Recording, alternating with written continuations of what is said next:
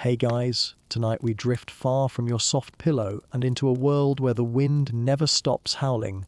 The earth tastes like salt and dust, and the horizon is just a rumor you keep chasing. You're standing in the Wild West, the real one, not the postcard version. The air smells of gun oil and horse sweat. The sun hangs like a burning coin, too bright to look at for long. And you already feel the grit edging its way into your socks, into your teeth, into your patience. You probably won't survive this. Not because you lack grit, but because the romantic myths left out the starvation, the infections, and the particular misery of learning that frontier breakfast just means hardtack softened with regret. So, before you get comfortable, take a moment to like the video and subscribe. But only if you genuinely enjoy what I do here. Drop your location and local time in the comments. I love knowing where in the world you're tuning in from. Now, dim the lights, maybe turn on a fan for that soft background hum, and let's ease into tonight's journey together. You arrive at the edge of nowhere just as dawn cracks open the horizon, a pale, pinkish glare bleeding over dry hills. The wagon creaks behind you while a lanky horse exhales a long, disappointed snort. The driver, who's been silent for hours, mutters something about civilization being that way, and then he's gone. Dust swirls in his wake, and you're left facing a town that's barely more than a suggestion on the landscape. A few crooked shacks, a saloon that looks like it's puckering under its own roof, a church steeple that leans like it's reconsidering faith. There's a sign half buried in sand that simply reads welcome, or don't. It sets the tone nicely. You follow the half-formed trail toward Main Street, and the crunch of your boots is absurdly loud in the emptiness. Somewhere, a loose shutter flaps like slow applause. This is the American frontier, sometime in the late 1800s, somewhere between promise and punishment. Technically, this patch of land is part of the New West, though the only thing new about it is the collection of bones bleaching near the well. You squint against the rising sun and remember reading that settlers once crossed thousands of miles for a plot of this soil. Some of them made it, many didn't. Historians still argue whether the dream of Western expansion was visionary or simply delusional, an empire carved from dust and denial. You step onto the wooden boardwalk, and a single nail groans under your weight. The saloon's hitching post is carved with initials that look fresh, maybe because people keep coming, hoping for something they'll never find. A woman in a sun-faded dress sweeps her porch and gives you that long, assessing stare country people save for strangers. It says you don't belong, you won't last. She's probably right. The air is thin and smells faintly metallic, like blood after rain. You can taste fatigue already. Inside the saloon, voices murmur, low, uncertain, cautious.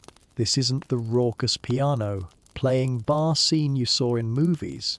It's men hunched over tin cups, staring into something stronger than they should afford. Whiskey here doubles as disinfectant and triples as courage. You decide to look around first.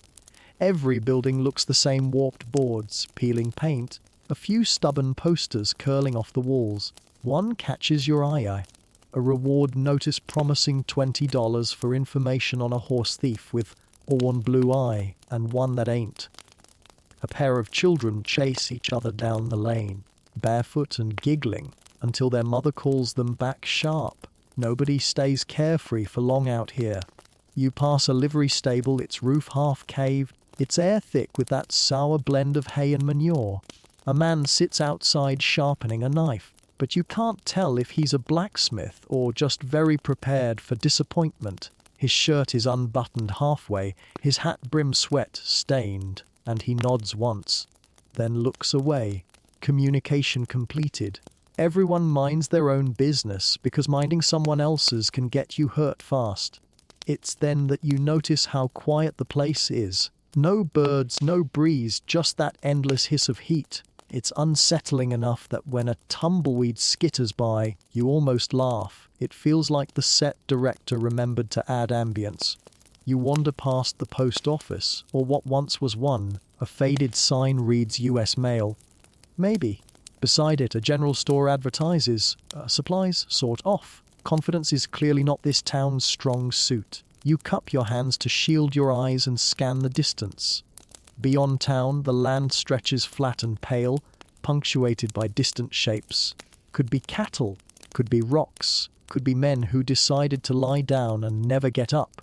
Somewhere to the south runs the old Santa Fe Trail, carved by thousands of wagon wheels and human hopes. Some historians note it as one of the earliest arteries of commerce linking Missouri to New Mexico. But to you, it just looks like a scar in the earth that never healed. You finally duck back into the saloon, seeking shade more than company.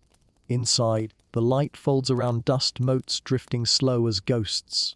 The bartender doesn't greet you, just nods at the wood plank wall where bottles line up like brown soldiers. You ask for water.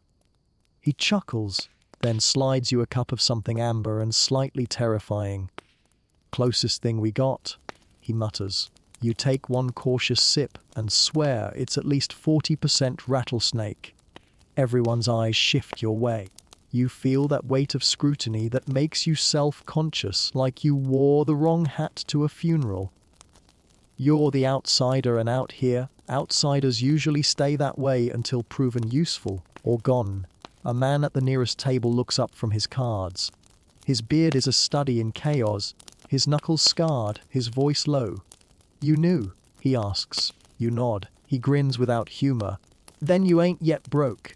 He's not wrong. Two travelers in the corner whisper about a wagon train gone missing last month. Rumor says raiders took it, though others claim dust storms did the job. Either way, the desert always collects its debts. Historians still argue whether the tales of constant raids were exaggerated by newspapers trying to sell fear, or understated to attract more migrants. But you're pretty sure the outcome was the same either way. Outside, someone fires a shot into the air. Nobody flinches. The bartender doesn't even pause while wiping the counter with a towel that's seen things best left unimagined. You consider leaving town, but the thought of the vast nothing beyond these walls is worse. You realize the pioneers must have felt the same. Too far to go back, too unsure to go forward. Trapped in hope's longest twilight, when the sun finally begins to fall, you step outside again. The air cools slightly, enough to trick your mind into believing it's relief. The sky burns pink-orange, the kind of beauty that only happens in places determined to kill you. You watch for a long while until a gust of grit stings your eyes, reminding you that here, even sunsets have teeth. You pull your coat tighter, though it offers little protection, and look down the main street where the shadows stretch like exhausted travelers. The frontier doesn't invite, it dares, and you've just accepted without realizing it. The night passes without much grace. You wake to the creak of wind pressing against the saloon walls, and a rooster that sounds like it's dying of dehydration. Morning light cuts through the slats and paints bars across the dusty floorboards, like sunlight trying to escape the room rather than warm it. You sit up stiff, your neck protesting every angle, and realize the chair you used as a bed has conspired with gravity to ruin your back. Welcome to the frontier, no comfort, no apologies. Your stomach reminds you it exists. Outside, the world hums quietly, the sound of an almost town beginning a new day. You push open the door and step onto the boardwalk, squinting hard as the early sun explodes across the sky. The place feels different in this light, harsher, smaller, as if someone built it yesterday out of leftovers. You finally get a proper look at the whole settlement. 20 or 30 buildings crouched along a single street that dead ends in sand. A few smoke trails twist from chimneys. A blacksmith's hammer rings faintly somewhere. Otherwise, it's all stillness. The town doesn't even have a proper name painted anywhere. Maybe it lost one in the dust. That's common.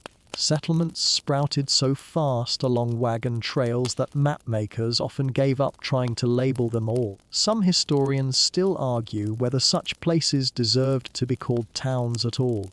Given that most vanished within a year or two once the mines dried or the rails moved farther west. You're standing in the sort of place that history barely bothers to footnote. The water trough by the saloon has a crust of ice around the edges. A horse stamps nearby, snorting steam. You drag your hand through the water. It's muddy, lukewarm, and somehow still smells tired. You think about drinking some, then decide your immune system deserves a fighting chance. When you start walking toward what looks like the general store, the road crunches underfoot in slow rhythm step, grit, creak, dust. Every building has that same grey-brown exhaustion to it. You pass the jail, a single cell with bars thick enough to stop hope but thin enough to let the wind whistle through. Inside, someone's carved, 3 days sober, into the wood. You think that might be either a confession or an achievement. The store's porch groans under your weight. Inside, the shelves look confused about their purpose. Some hold cans of beans, others boots missing laces, one showcasing a single bar of soap like treasure. The shopkeeper, an older man in suspenders, eyes you with polite suspicion. His beard could stop bullets. "You from back east?" he asks, not so much curious as defensive. You nod, and that seems to confirm whatever he suspected. "Got flour, beans, gun oil, tobacco, buttons, thread." He recites, then pauses. "No coffee till next supply wagon, which could be next week or next never." You smile weakly.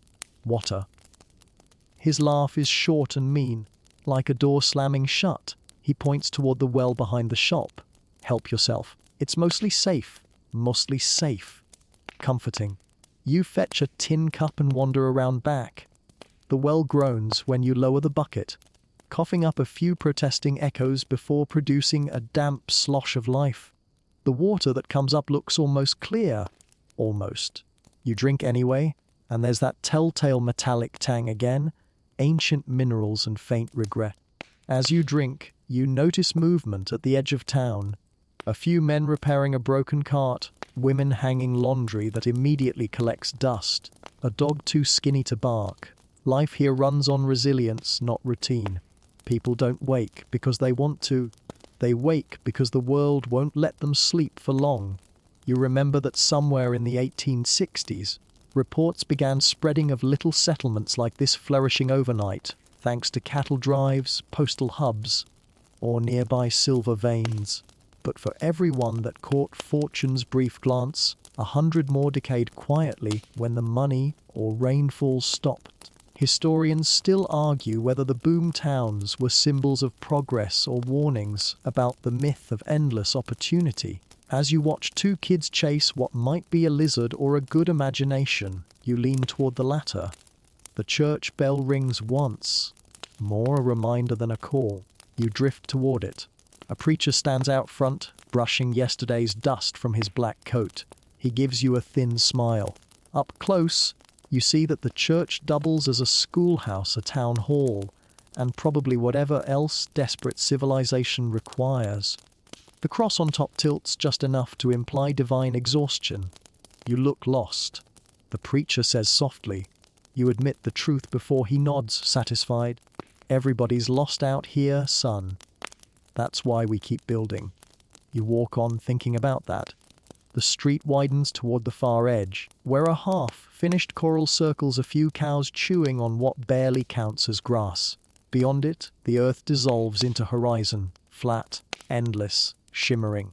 It's strange how oppressive emptiness can feel. The silence here isn't peace, it's pressure. You start to see why people filled it with noise. Shootouts, saloon songs, stampedes, just so they wouldn't have to hear their own loneliness echoing back. At noon, the sun reigns supreme. Every shadow shrinks. Every breath feels heavier. A kid tugs a handcart past you stacked with bones. Cow, hopefully. He grins, gaps in his teeth flashing. They pay 2 cents apiece. He says proudly, disappearing toward the tanner. You realize the entire economy runs on slow decay, bones to glue, hides to belts, sweat to survival. Of all things, the wind smells faintly of tobacco and iron. Somewhere a blacksmith coughs through a cloud of smoke. You lean against the railing outside the store and watch the sky ripple with heat. Your coat's too thick, your boots too new, and your optimism already fading. This is the town that barely exists, an outpost built on rumor and perseverance. Every board here creaks like it's waiting for someone to notice it should have fallen apart years ago. Yet the people stay. They build fences no wind respects, trade coins no bank remembers, and write letters no mail carrier might ever deliver. And somehow, the knowledge that life continues anyway, that it always did, even in places forgotten by history, settles in you like a dusty kind of peace. You glance toward the dry distance where tomorrow waits, unimpressed. Out here, survival isn't heroic, it's habitual. You take one more uneven breath and realize that the West was never wild for the people who lived it. It was just their Tuesday. Morning comes with no aroma of coffee to announce it. Just dry wind sneaking through cracked window slats, and a sun already eager to bully anyone foolish enough to live here. You blink awake, tongue sticking to the roof of your mouth, and realize the only thing brewing is disappointment. Back where you came from, mornings start with a familiar comfort, the hiss of a kettle, the smell of roasted beans, maybe even the illusion of control over the day. Out here, the closest thing to caffeine is stale tobacco smoke and adrenaline. You push your way outside, boots crunching through the brittle mix of hay and sand. A few locals move slowly, faces carved by fatigue, their eyes dulled by repetition. The saloon door creaks behind you, and for the first time, you notice that the same men who were drinking last night are somehow already drinking now. You consider asking whether they've slept or simply transitioned seamlessly from one bad idea to the next. But then you remember, in this place, a hangover's a luxury, proof you didn't die of thirst first. Your stomach grumbles, demanding you find something edible before it files a formal complaint. The general store still looks as uninspired as yesterday, but beside it, an old woman has set up a makeshift cafe of sorts. There's a sign at Imeniel, passes IBLYFRESH. The word possibly does a lot of heavy lifting. She waves you over, her face a topographical map of years spent in the sun. On the table before her, biscuits, jerky, and a mysterious pot of something claiming to be stew. What's in it? You ask.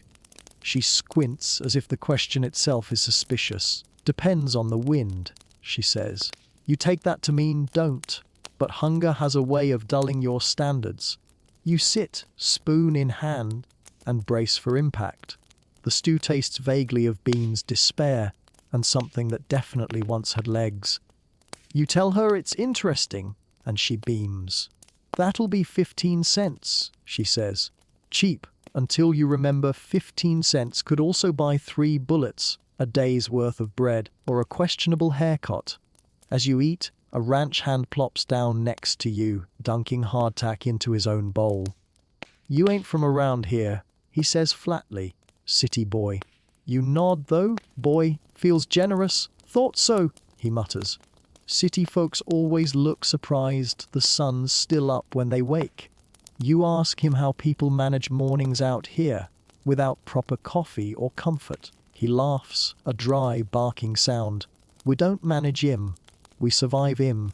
He gestures toward the horizon. Out there, mornings come to find you, not the other way round. It sounds poetic until you realize he means dust storms. He tells you about the cattle drives that pass through, the herds stretching for miles, the men driving them wake before light, chewing on dried chicory roots pretending to be coffee. Put enough in hot water, you'll almost taste bitterness, he says proudly. Historians still argue whether chicory was an inspired substitute or just collective delusion. It's hard to say for sure when desperation is the main spice. You notice a strange bottle sitting on the woman's table labeled Elixir No. 7. She swears it's a tonic made from cactus pulp, vinegar, and frontier optimism. She winks. Cures tiredness, sadness, and toothache if you drink enough to stop caring. You take a cautious sip, then another, then decide your internal organs deserve an apology. Still, in the absence of caffeine, It almost feels invigorating, or maybe that's just survival hallucination. When you finally stand, the sun has climbed high enough to erase every shadow. You walk through the street clutching a small can of dried beans you bought for later, imagining the people who once woke here decades ago with the same emptiness in their stomachs. Settlers, traders, outlaws, all starting each day the same way, with exhaustion and mild disbelief that they were still breathing. Across from the saloon, a freight wagon rattles into town, drawn by two miserable-looking mules. The driver, face covered in dust, calls out, "Mail run! 2 weeks late, but still early!" The handful of townsfolk gather around like it's Christmas. Letters are rare treasures, proof that the rest of the world hasn't completely forgotten them. You hover at the edge, watching faces light up or crumble depending on whether an envelope appears with their name. No one calls yours, not that it should. You're an accidental tourist here, drifting through time more than geography. One letter catches your eye, though. It's marked 1849, addressed to a Miss Claire H., but clearly never delivered. The corners are yellowed, the seal cracked. The postmaster shrugs. "Been carrying. Some owe these since before the war," he says. "Figure they might find their way someday." Historians still debate just how poor frontier mail service really was, though anecdotes like this one do most of the debating on their own. By the time the wagon lurches off again, the stew lady has packed up her table, the townsfolk have dispersed, and the heat has started pressing down like a physical thing. You find a patch of shade next to a horse trough, and sit there, head weighed heavy by the day. The horse beside you flicks its tail lazily, unimpressed by your fragile existence. Flies buzz like static. You think about that absence of coffee one more time. Not just the caffeine, but the ritual, the pause between night and day when steam rises like a fragile sort of hope. Here, there's no pause. The West doesn't wait for you to wake up. It keeps moving, indifferent to whether you catch up. And so you sit, let time blur a little, let the heat coax the last of your restlessness out. Somewhere inside this stillness, you begin to grasp how fragile comfort is and how utterly spoiled you are forever calling mornings peaceful. A door slams somewhere, someone yells at a mule. Dust lifts, briefly clouds the sun, then settles again exactly where it was. You sigh and whisper to yourself that you'd trade a gold nugget for a single mug of strong coffee. Then, remembering legends about poisoned wells and counterfeit brews made from tree bark, you decide maybe you'll just learn to love cheekery. The Wild West doesn't cater, it conditions. And by the time the next sunrise comes, you'll be a little more like everyone else here, awake, hungry, and still pretending the day ahead won't eat you alive. You wake the next morning with something resembling determination, or maybe it's just nausea. Either way, it's breakfast time, though that word has become a cruel joke out here.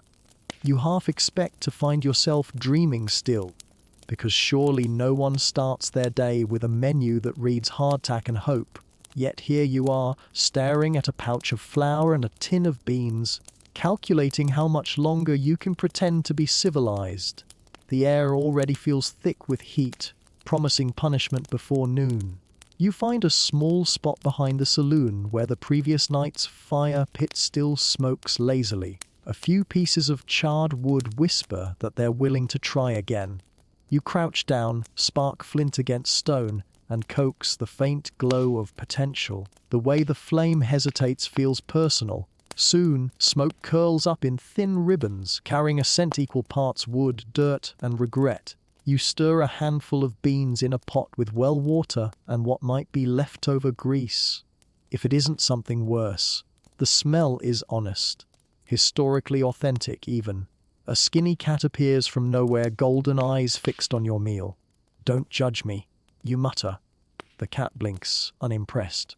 People start drifting out of their wooden shells, mumbling greetings or curses, depending on whether they slept sober. A cowboy you vaguely recognize, same man from the day before with teeth like lost silver coins, wanders past and sniffs the air, Smells like breakfast. Almost. Almost. You ask. He grins. Almost, yeah. That's the smell before you realize what you're eaten. He's got a point. You take your first bite, crunching down on something that shouldn't crunch. You decide to call it seasoning. The coffee-deprived part of you laments the absence of eggs, milk, bacon, anything resembling comfort. But those things don't last long this far west. Chickens get stolen, cows get eaten, and pigs were almost mythical in places like this. Historians still debate whether pioneers kept to a balanced diet or largely survived on a cycle of beans, bacon grease, and wishful thinking. Evidence points heavily toward the latter. Frontier families often started the day with bread fried in animal fat, sometimes sweetened with molasses, when lucky enough to have it. You, tragically, are not that lucky. Nearby, a woman tends to her own cooking, something that sizzles in a pan over coals, filling the air with a smell that mocks your beans mercilessly. You ask what she's making. Flapjacks, she replies proudly. Only burned one side this time. You consider a trade, but she shakes her head. Ain't enough flour in the county to get me through winter. Can't share unless you've got sugar. You don't. Sugar is a precious luxury, the sort that comes west by tightly guarded wagon, sometimes molded into bricks as dense and valuable as gold. You sigh, poking your beans philosophically. The cat edges closer, eyeing your pot like it's been invited. You slide it a spoonful of beans, and it sits back, equally unimpressed. Rough crowd, these frontier critics. By late morning, the town flickers to life with reluctant motion. The blacksmith's hammer rings like a church bell for those who pray to metal. The preacher sweeps the church steps again, muttering at dust as if scolding a persistent sinner. You roam, hoping for distraction, and find a small notice nailed crookedly to a post. It's mid-month already. Both God and the wagon appear delayed.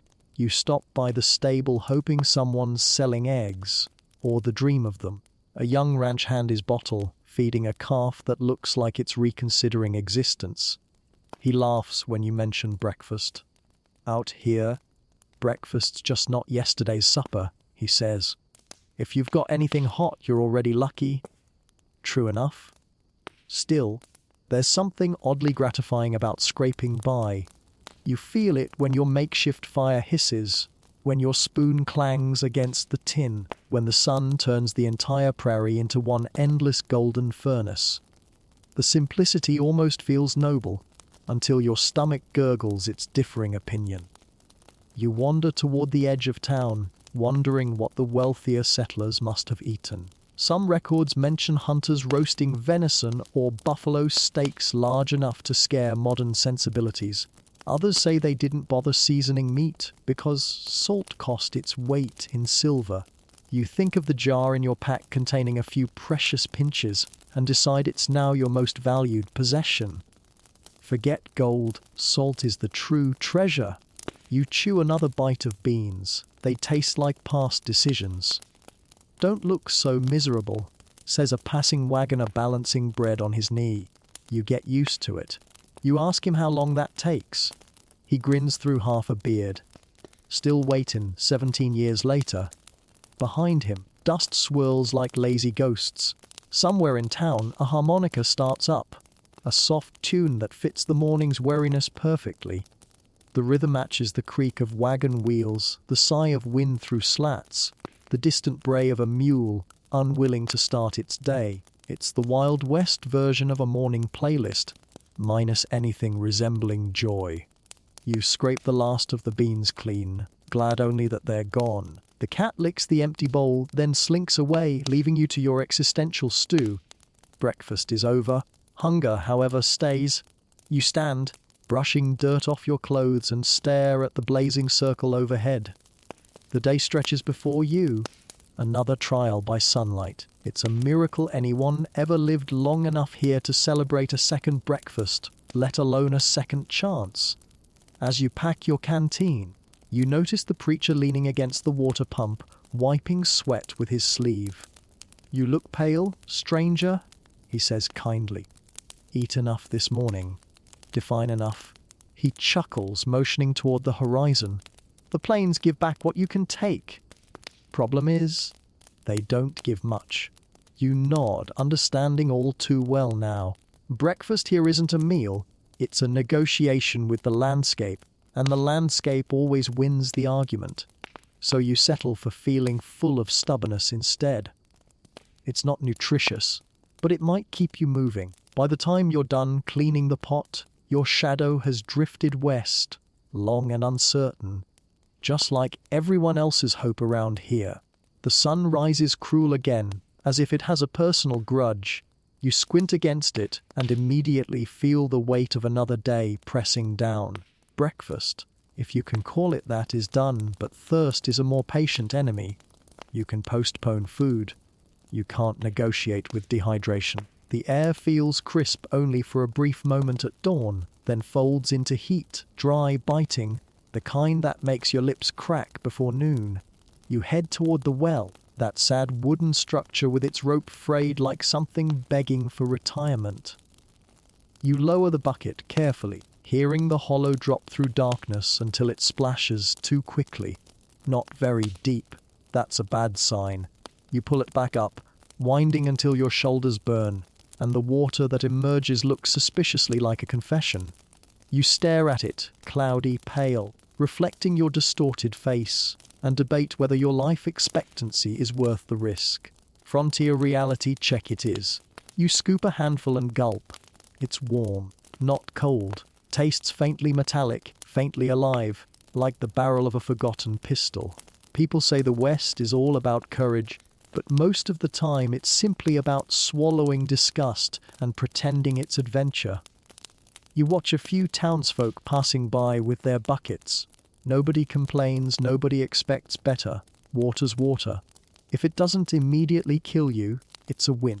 Historians still argue whether early Western settlements declined more from violence or water-borne disease. You suspect the latter, judging by what this sip just did to your stomach.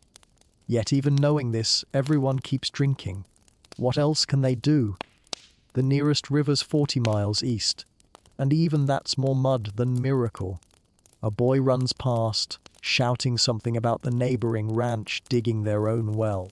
"It's sweet water," he says proudly, though the grin on his face looks skeptical. Sweet might just mean less awful. You follow the general direction he pointed, because curiosity still survives where taste buds do not. A few miles beyond town, you find them 3 men with shovels, their faces lithered by sun, their shirts clinging to ribs. The pit they've dug is shallow, and a donkey tied to a fence drinks greedily from a half-barrel of mud. One of the men looks up as you approach. "You here to buy or bless?" he calls. "Neither," you answer. "Just hoping you actually found water." He smirks, pointing to a bucket resting nearby. "Found something. Depends how desperate you're feeling today." You crouch down to look. The liquid has the grey-green shimmer of regret. You imagine the taste and already feel your insides protest. "Boil it first," you suggest. He laughs harder. "Boil it, pray over it, strain it through your hat. It'll still remind you this land don't want you here." Even so, that muddy promise seems precious. Frontier diaries often describe settlers trading bullets, salt, or even labor for a single bucket of clean water. Some accounts mention people walking 20 miles for one drinkable gallon. It's the invisible currency that none of the history books make sound dramatic enough. As you dip your canteen, a hot gust sweeps across the field, carrying sharp hints of dust and yucca bloom. In the distance, the world wavers from heat distortion. Hills bend, stretch, melt into mirage. For a moment you imagine a shimmering lake lying ahead, vast and blue. Then you blink and it's gone. The frontier teaches you quickly everything that looks like salvation is probably sand. You start walking back, your canteen sloshing faintly. The path cuts through scrub dotted with thornbush, old wagon ruts, and bleached bones that might once have belonged to cattle, or someone less lucky. You pass a rusted horseshoe half buried in the dirt and pick it up, just to feel the shape of old fortune. The metal's hot to the touch. Nothing here stays cool for long. By the time you return, the town looks half melted beneath the noon glare. The preacher's hat droops like a wilted flower as he hauls water for a woman too brittle with age to walk. A group of children, faces streaked with dust, chase after a stray chicken for entertainment. You realize thirst has become communal, a rhythm everyone lives by. No one even talks about it anymore.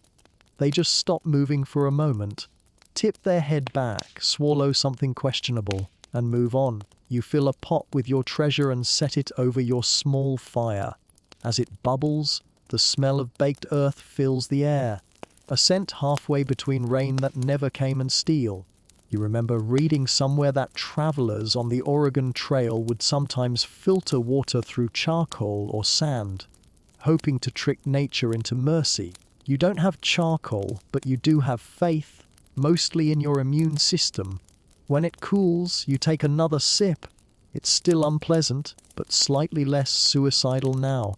You lean back, watching the sun dip lower, painting the horizon with colors unreal and cruelly beautiful. The land looks peaceful from a distance, but you know better. It's a test nobody agreed to take. Your mind wanders to all those explorers, gold rushers, and wanderers who pulled water from poisoned wells, built homes in deserts, and still called it paradise.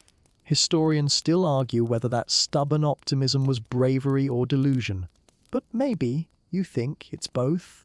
The same spark that keeps you here, swatting flies and drinking dirt, still believing tomorrow might be better. Then the cat returns.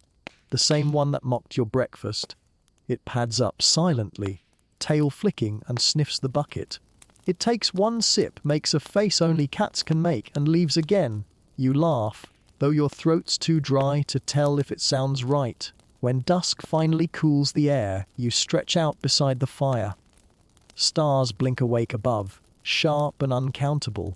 You take one more careful sip and let it rest on your tongue, imagining for a moment that it's crisp mountain spring instead of glorified puddle. The Wild West doesn't offer comfort, only comparison. And tonight, even this bitter mouthful feels a little like victory. You wake the next morning to a rare peace, the kind that pretends everything might be fine, until the sun finishes stretching its golden limbs and starts burning again. Dust clings to your shirt, your boots, your soul. You stand, stretch, and glance toward your meager pack of supplies. 3 beans, half a biscuit, and an ego far too large for someone who hasn't bathed in days. Today's task feels deceptively simple dress for survival. Or, as the frontier might call it, sweat in costume while pretending you're not dying slowly. You begin with the basics, a shirt that was once white, now some indistinguishable shade of prairie-colored sadness. Wool, heavy, unforgiving. It's the same uniform every man wears here because cotton is too soft, silk too laughable, and linen too foreign to survive the trail. You tug on a vest, half for the pockets, half because everyone else does. Then come the pants, stiff canvas that could probably stop a bullet, or start a rash. You cinch them up with a cracked leather belt that's seen better centuries. The town tailor, if he can be called that, has a single rack of garments swaying on a rope between 2 posts. Everything you see was traded off dead men or luckier ones heading east. He tells you with a grin showing more gaps than teeth. The smell inside his little shack mixes tobacco, tallow, and something vaguely rodent-like. You hear faint scratching behind a pile of coats and decide not to investigate. "Need a new shirt?" he asks. "Got one with only 3 holes in it. Discounted." You decline politely. He shrugs. "Suit yourself," he says. "Though looking like that, buzzards might mistake you for supper." Outside, the wind picks up again, a dry, stinging gust that feels like a punishment. Your hat tilts just slightly left, threatening flight. You grab the brim instinctively. The hat is your only real shield out here. Its crown is misshapen, its band frayed. But without it, the sun would sandpaper you into oblivion by lunchtime. Some historians still argue whether cowboy hats evolved from Mexican vaquero sombreros or British military headgear out here. You just care that it works. You pass a pair of ranch hands tightening their harness. Keeps the dust out, one calls, and the smell tolerable. You mimic the gesture with a strip of cloth torn from last night's shirt sleeve. It helps a little, at least against the illusion that you're in control. Of course, there's the footwear. Those infamous boots. You bought a pair yesterday second-hand, though second might undersell it. They have stories etched in every crease. The first few steps felt confident, the next few blistered. Now as you walk, each heel strike sounds like an argument between pride and pain. They'll soften up, someone said. You're still waiting. It's strange how quickly vanity fades out here. Nobody dresses to impress. Everyone dresses against failure to keep sand from invading, snakes from biting, the sun from roasting, and sometimes bullets from landing. You tie a scarf loosely around your neck, tucking it into your vest as you've seen the locals do. Survival, you learn, has a uniform of its own, and it never fits quite right. You wander past the saloon, catching a glimpse of yourself in the dusty mirror over the bar window. The reflection startles you. The city, clean edges of who you were have dissolved. Dirt maps your face with precision. Your eyes look harder, not braver, just aware. Maybe that's what living out here really changes, not how you face danger, but how you stop expecting safety. In the corner by the trove, you notice a tall man adjusting his gun belt in slow, practiced rhythm. His coat's long, his expression longer. Beside him, a woman ties her bonnet tighter against the wind, defying the same sun with lace. For all its grit, the Wild West still cared about appearances, not vanity, but identity. Your clothing wasn't just fabric, it was your story stitched together. A miner's torn knees, a cowboy's sun-bleached shoulders, a preacher's black faded almost grey. The land wore everyone equally wary. You think about how ridiculous it must have been, hauling trunks of silk gowns or polished boots across months of wagon travel. Yet people did it. Accounts from settlers describe women insisting on corsets under blistering heat, refusing to surrender decorum, even when sanity begged them to. Historians still argue whether that stubborn adherence to fashion was pride or defiance. Maybe it was both civilization stitched into chaos, a reminder of humanity in landscapes trying to erase it. A wine devil kicks up toward the square, spiraling a cloud of grit that bites your skin. Everyone turns their face away, hats pressed low, bandanas pulled tight. You do the same. Grit sneaks under everything, between your teeth, under your collar, in your sleeves. You cough, taste earth, and mutter, perfect exfoliation. Nobody laughs. The moment passes, but the dust lingers, soft and sullen. You look down and realize your once white shirt now matches the ground completely. You've gone full camouflage by accident. A badge of membership, you suppose. Down by the general store, a group gathers around a crate of new supplies. A small victory. Someone's managed to trade for soap, rough wool socks, and miracle of miracles gloves. Leather stiff but glorious. You grab a pair before anyone can change their mind. For chopping wood, the storekeeper asks. For pretending I know what I'm doing, you reply. As the sun dips lower, you perch on the edge of the boardwalk, boots dangling above hard-packed dirt. Somewhere, a harmonica starts its melancholy hum. You glance at your reflection in a shallow puddle, the hat shadowing your eyes, the scarf dark with sweat, the coat hanging heavy like unspoken regret. The truth arrives without drama. You're not dressing up anymore. You're dressing down, stripped of comfort and pretense, until all that remains is utility. Every layer between you and the sky has a purpose. Keep you breathing one more day. And if nothing else, you've learned one thing from all this. No matter how badly you're dressed for the Wild West, it will always have you dressed perfectly for paying the price of surviving it. The morning drags itself across the land like a wounded thing, and the air smells faintly of manure and resignation.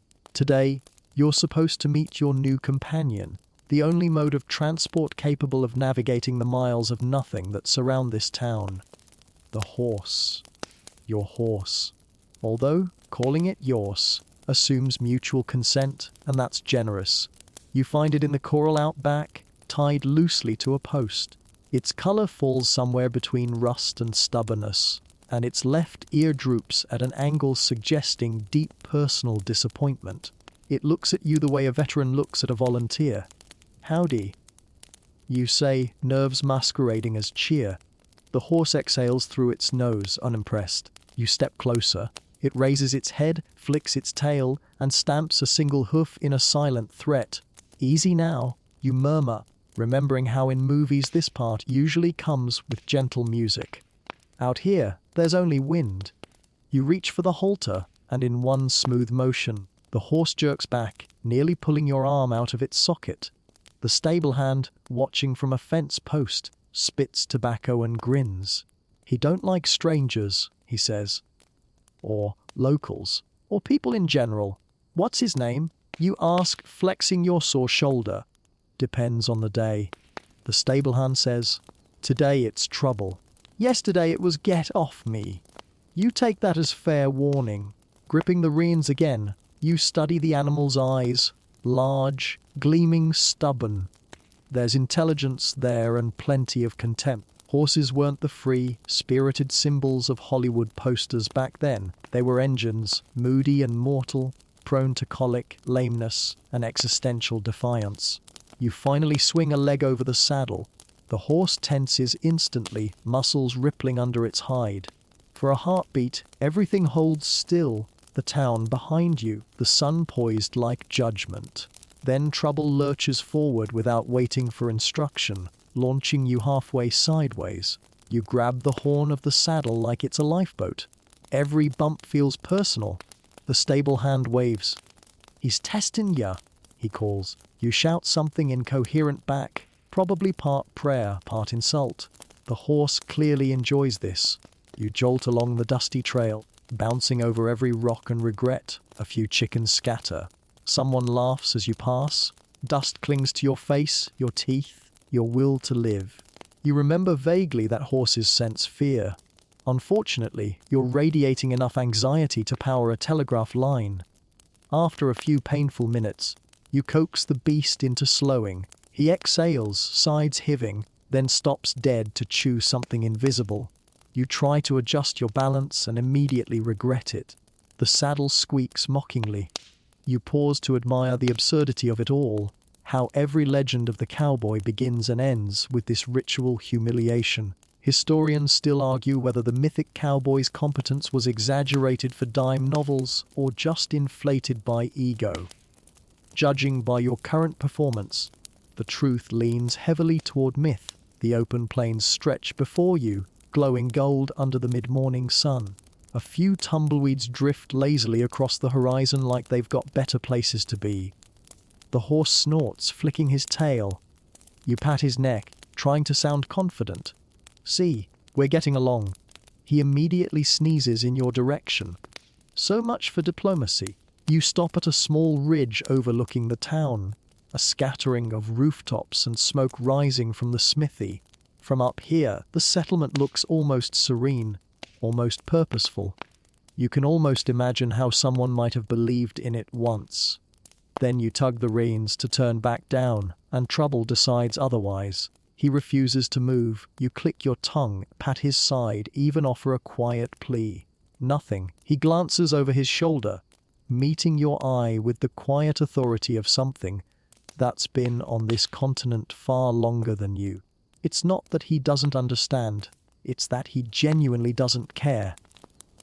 10 frustrating minutes later, you're walking beside him, reins in hand, both of you equally unimpressed. A woman passing with a bucket of water gives you a look. "He threw you already?" "Not yet," you say through clenched teeth. "Well," she replies, "give him time." Despite the pain, despite the humiliation, there's a strange thrill humming under your ribs. Being on, or near, this horse connects you to something primal. This creature's ancestors carried conquistadors, explorers' messages, and myths across the same merciless terrain. Every hoofbeat, willingly given or not, is part of that endless rhythm of human stubbornness against the land's indifference. You try again, mounting carefully. This time, trouble allows it. Maybe you've earned his respect, maybe he's bored. You give a gentle nudge of your heel and, miracle of miracles, he moves. Slow, steady. His gait smooths into something almost rhythmic. You sway with him, heart steadying for the first time today. You cross the street as the preacher tips his hat, watching with something like approval. The saloon keeper laughs, but softer this time. Even the cat seems to pause, tail flicking judgment, but no mockery. You're still ridiculous, but slightly less so.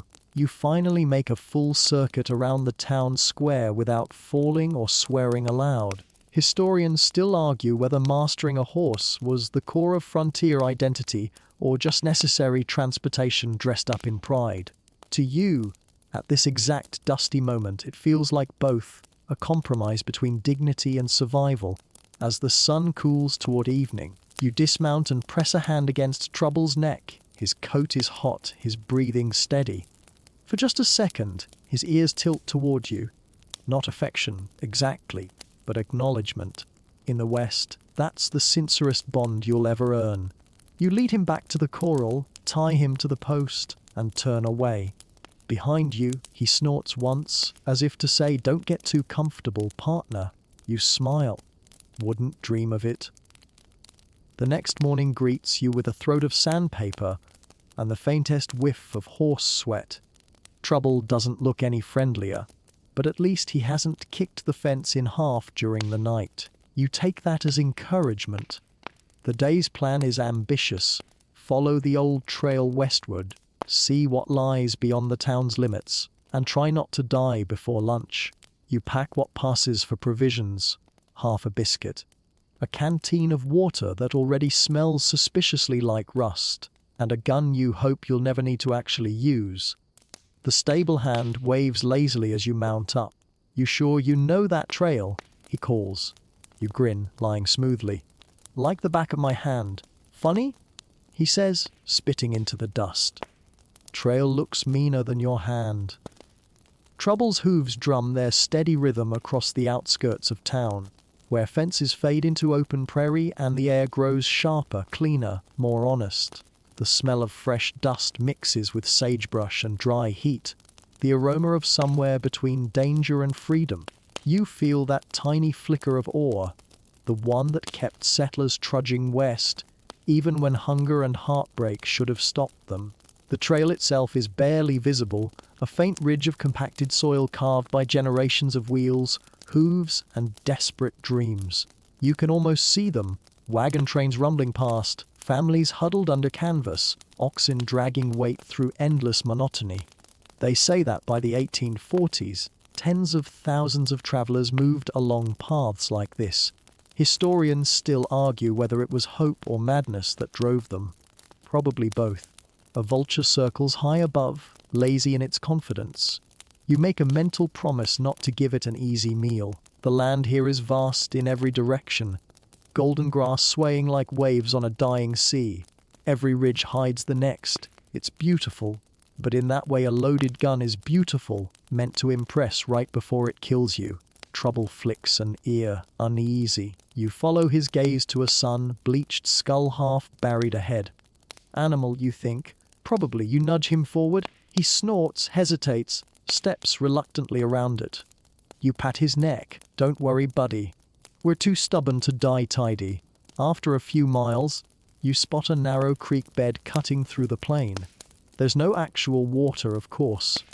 Just dry mud cracked like old leather. The horse's hooves echo hollow as you cross. You marvel at early diaries describing entire wagon trains stranded because of scenes just like this. Rivers marked clearly on maps would vanish for years at a time, victims of drought or overuse. One traveler in 1850 wrote that he'd traded a rifle for a single gallon of water, and you feel that trade suddenly reasonable. You stop beside a patch of scrub for a short rest. Trouble grazes half-heartedly on something that barely qualifies as grass. You chew half your remaining biscuit and call it lunch. The silence is enormous here. It swallows every stray thought until the only sound left is wind whistling low across the emptiness. It hits you then. How profoundly alone the frontier must have felt. Today loneliness means bad Wi-Fi and silent phones. Back then, it meant you might die of thirst before anyone even remembered your name.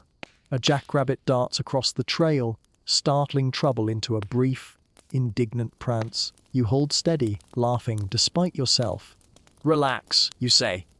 "That thing's half-pound dinner, not a threat." He tosses his head like he disagrees. By mid-afternoon, the sky changes tones, bluer, wider, as if it's tiring of pretending to be gentle. Heat waves shimmer over the horizon. Every breath tastes seasoned with dust.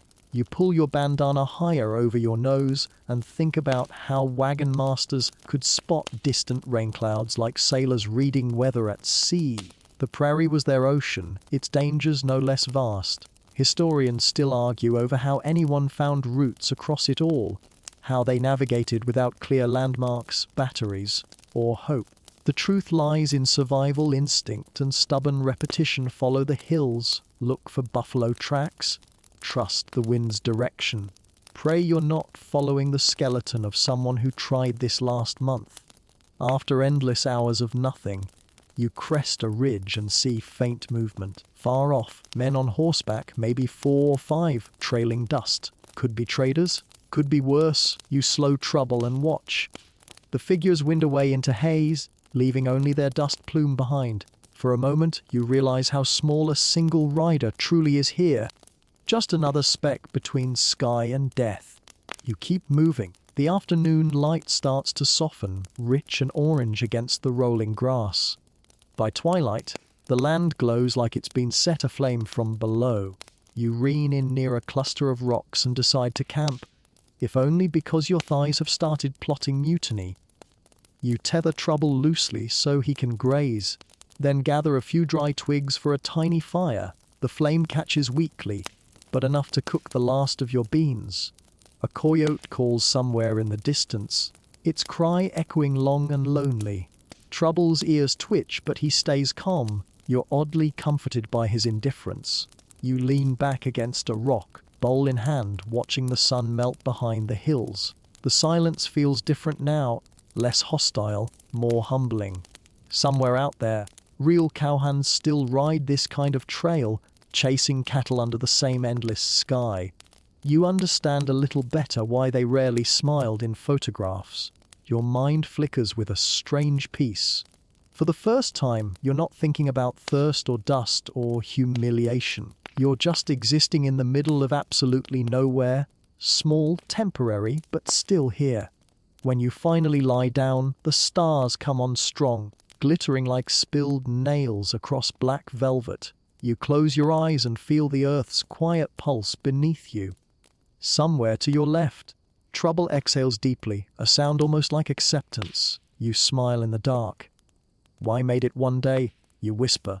"Let's try another." The next morning comes early, pale light soaking everything in that strange color between gold and silver. You wake before the heat starts, mostly because the cold won't let you sleep any longer. Out here nights are maliciously deceptive. Scorching by day, bone deep chill by dawn. Trouble shifts beside you, his breath steaming faintly in the sharp air. His tail flicks once, as if to say, "You're late, human." You rub your arms, stand and shake off the stiffness. The ground feels like baked pottery under your boots.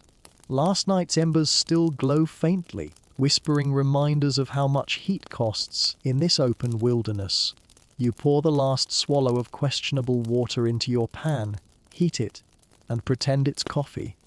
It isn't, but at least it's something warm. As the light climbs, so does your curiosity. Yesterday's trail stretched west in endless monotony. Today you decide to follow it farther. Maybe another settlement lies beyond those distant bluffs. Maybe salvation, or maybe just more land conspiring to flatten your optimism. Either way, forward is the only logical direction. You mount up again, Trouble grudgingly cooperating.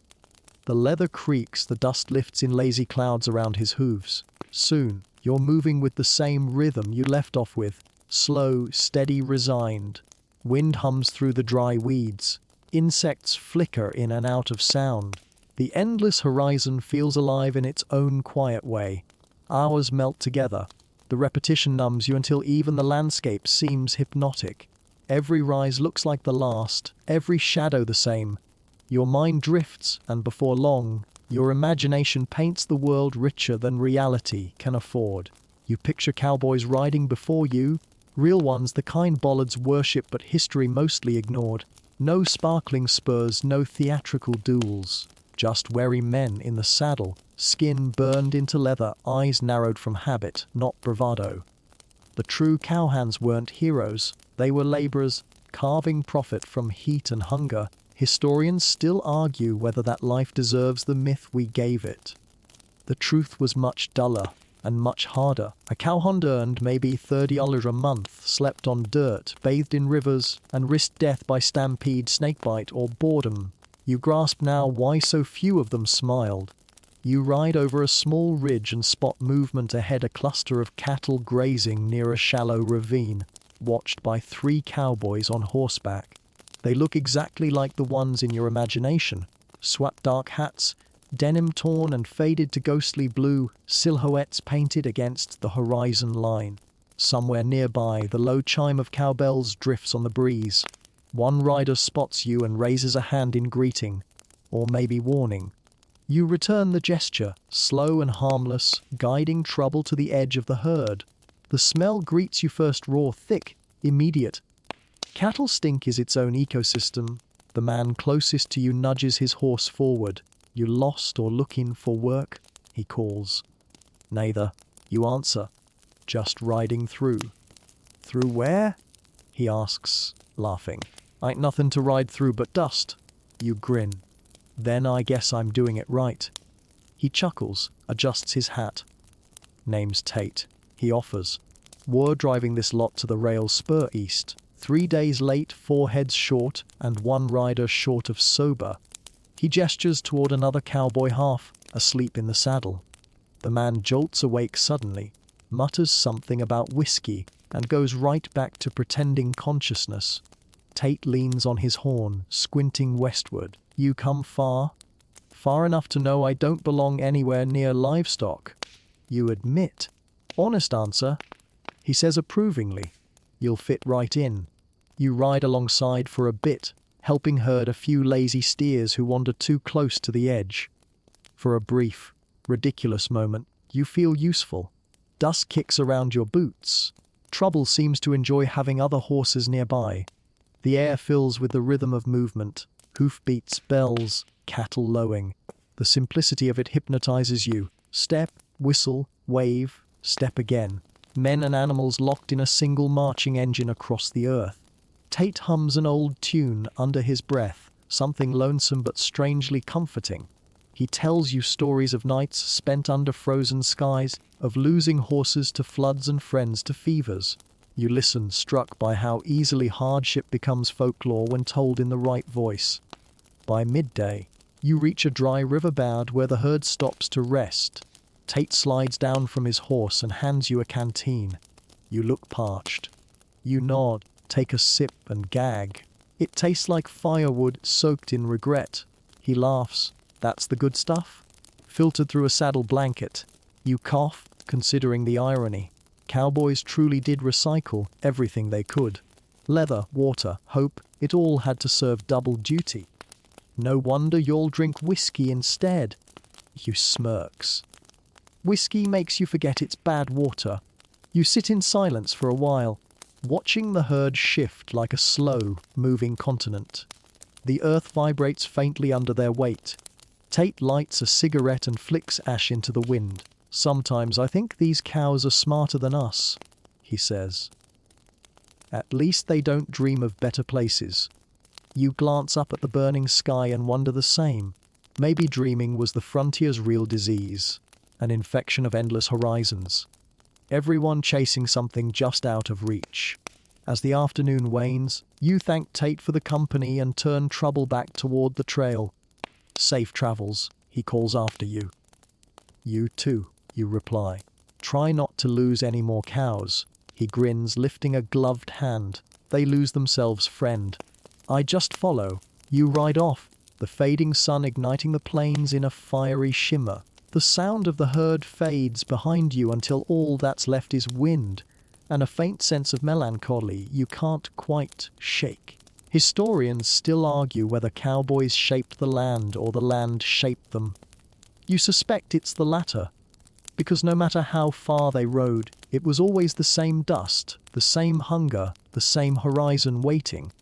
And now you're part of that same story, just one more rider swallowed by the shining, indifferent wild. You make it back to town just as the sun dips low, everything drenched in copper light, shadows stretching like lazy outlaws across the street. Your throats roar from dust. Your hat's one stiff gust away from disintegration, and your backside feels permanently imprinted by the saddle. But the saloon's lanterns are already flickering awake, and that means one thing: civilization, or at least its rowdy impersonation.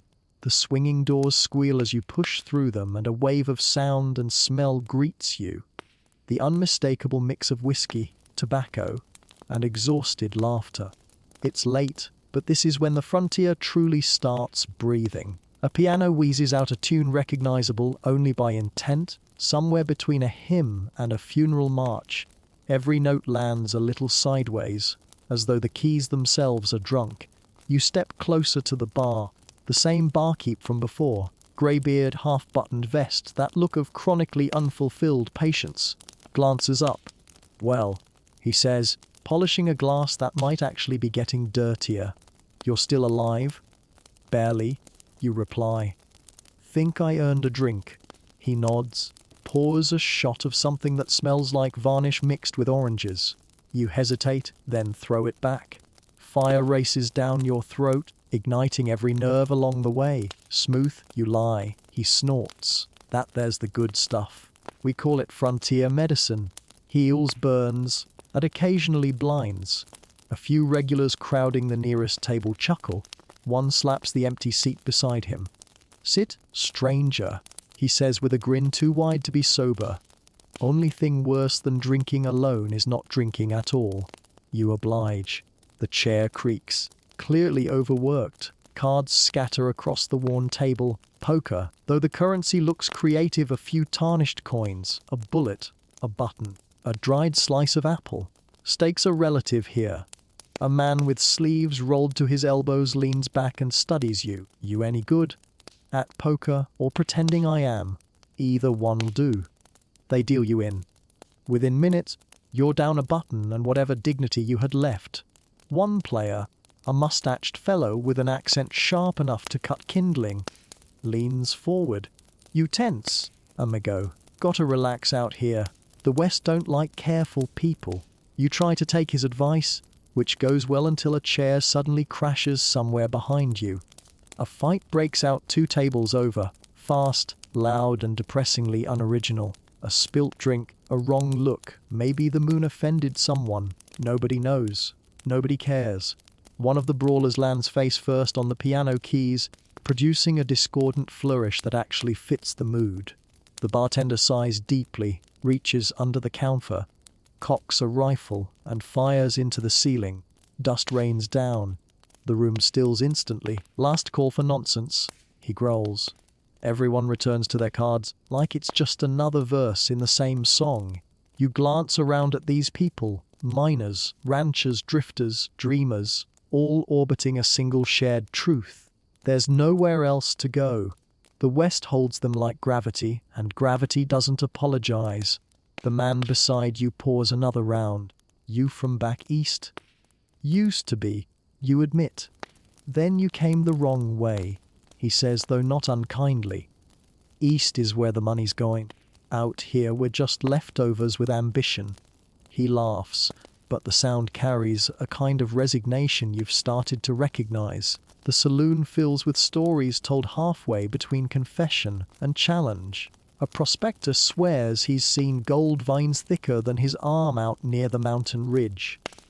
A woman in a red dress rolls her eyes and mutters, He's been saying that since 1879.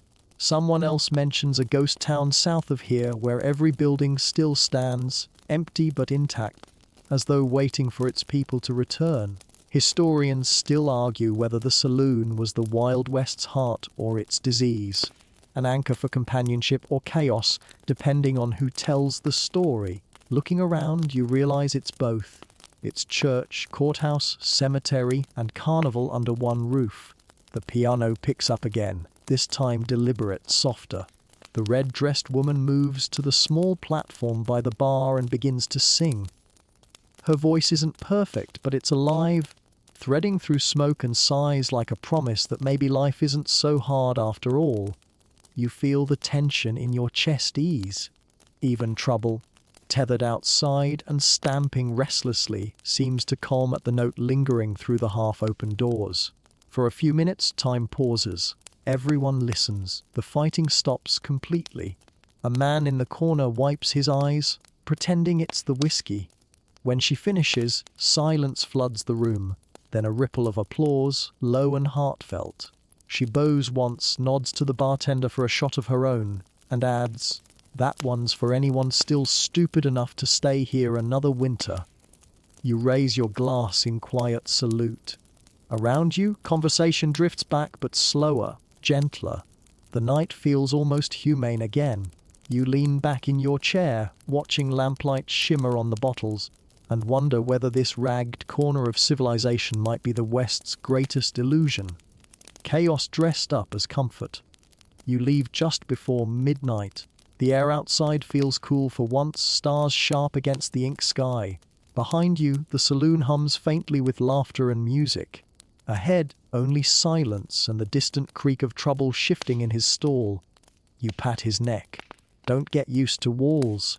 You whisper, "They never last long out here." He snorts softly, which might be agreement. In the Wild West, the saloon promises safety for a few hours, but the night always reclaims you sooner or later. You wake somewhere between dawn and regret, sprawled on the cot behind the saloon where you must have drifted off after too much. Frontier medicine. The sound that wakes you isn't the rooster or the wind. It's something smaller, closer, a skittering, a dry, deliberate rustle just inches from your ear. You don't move. You've read enough dime novels to know that sudden motion is a bad idea in the West. Your eyes slide sideways, slow as possible. There it is, small, tan, perfectly camouflaged, its tail arched like punctuation marking the end of your piece. A scorpion, of course. You freeze mid-breath. The thing's poised on a rope of old hemp, its stinger ripe with malicious curiosity. Somewhere in your mind, you recall a passing comment from the storekeeper. Check your boots before you step into eternity. Too late for that advice now. Very slowly, you slide your hand along the floorboards toward your boot heel. The scorpion keeps staring unblinkingly judgmental. You flick the boot lightly, sending a puff of dust into its face. It hesitates. That's all the opening the universe offers. You grab your hat and flick with surprising precision. The scorpion flips into the dirt with a thud and disappears under the saloon wall crack, possibly plotting revenge. Your first laugh of the morning is shaky but genuine. "Good morning to you too," you mutter, brushing off grit and pride equally. Historians still argue whether fear of snakes and scorpions was exaggerated in frontier diaries. But you don't see how it could be exaggerated enough. When every moving thing can bite, sting, or trample you, paranoia isn't weakness. It's self-preservation. You step outside, boots crunching on gravel, scanning reflexively for anything else crawling or coiled. The sun's barely over the horizon, and already the ground reflects its promise of agony. The air smells sharp, dry earth with a hint of something burnt, maybe sage or someone's breakfast. Out by the fence, Trouble is wide awake, shifting his weight impatiently. You take that as a cue to go for a short ride, mostly to shake off the crawling feelings still ghosting over your skin. The plains outside town are surprisingly serene in early light. Every blade of grass glitters with dew, every distant ridge glows faint rose. You inhale, feeling the illusion of freshness before the sun burns it away. For once, it's almost beautiful without a hint of danger attached. That's when the second reminder of mortality appears. Trouble's ears twitch forward, his shoulders tense. You follow his gaze, something moves among the rocks 100 yards ahead. Small, quick weaving. Coyotes, maybe. Harmless and less desperate. But as you draw closer, the movement shifts higher. Slender and upright, 2 legs, not 4. A boy steps out, barely 16 by the look of him, hat too big, rifle far too large. He raises a hand, halfway between greeting and warning. You the stranger in town? Depends who's asking, you say lightly, keeping your voice friendly and your reins loose. Name's Lem. He says, lowering the gun a fraction. My pa says not to trust travelers. But then, he ain't been back since winter, so I reckon that rule expires. You smile. Fair logic. He nods, grin halfway genuine, halfway desperate. You ask where he lives, and he points toward a small shack down near the dry creek. Been keeping watch for snakes. Mama's scared of Your mind flashes back to the scorpion under your cot. Sympathy trips easily down the throat. You talk with Lem for a while, about water, chores, boredom. It's strange, hearing how ordinary life continues even out here. He mentions the tricks locals use, scattering ash trails to keep scorpions away, hanging boots upside down, sleeping with socks over pant cuffs. Doesn't always work, he says, but sometimes they just pick someone else that night. You realize with unsettling clarity that everything here feels borrowed. Safety, luck, even breath. The frontier grants nothing outright, it only lends. By midday you head back toward town. The heat thickens until air feels liquid. Dust sticks to the sweat on your arms. Every step of Trouble's hooves kicks a rhythm of exhaustion that somehow comforts you. At the stable, the old stable hand greets you with a nod. You look like you fought something and lost. Scorpion, you reply. Ah, he says fondly. Locals, in their way. He tells you a story about a trader bitten out near the Pecos who swore whiskey cured him. Historians still argue if that's true. The man adds, "Course, those historians weren't out here, so I reckon we win the argument by default." You grin, though the words stick. You wonder how many myths, the venom, the whiskey, the bravery, exist mostly because the people who could contradict them didn't survive long enough. That thought lingers through the afternoon. As you wander town, every sound feels amplified: boots tapping boardwalks, the groan of water windows, a loose shutter slamming against heat.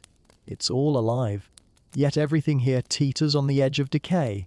By dusk, your eyelids burn from dust, but sleep hesitates. You check your boots like a ritual, turn them upside down, bang them twice. Nothing falls out this time, thank mercy. Still, you slip under the blanket with your knife nearby. Not terror, just prudence. Outside, coyotes call again, and somewhere a peculiar scuttle across wood reminds you that coexistence out here doesn't mean peace. It means constant negotiation, with land, sky, and everything that crawls between.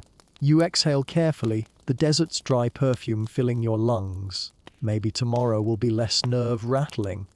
Then again, you're in the Wild West.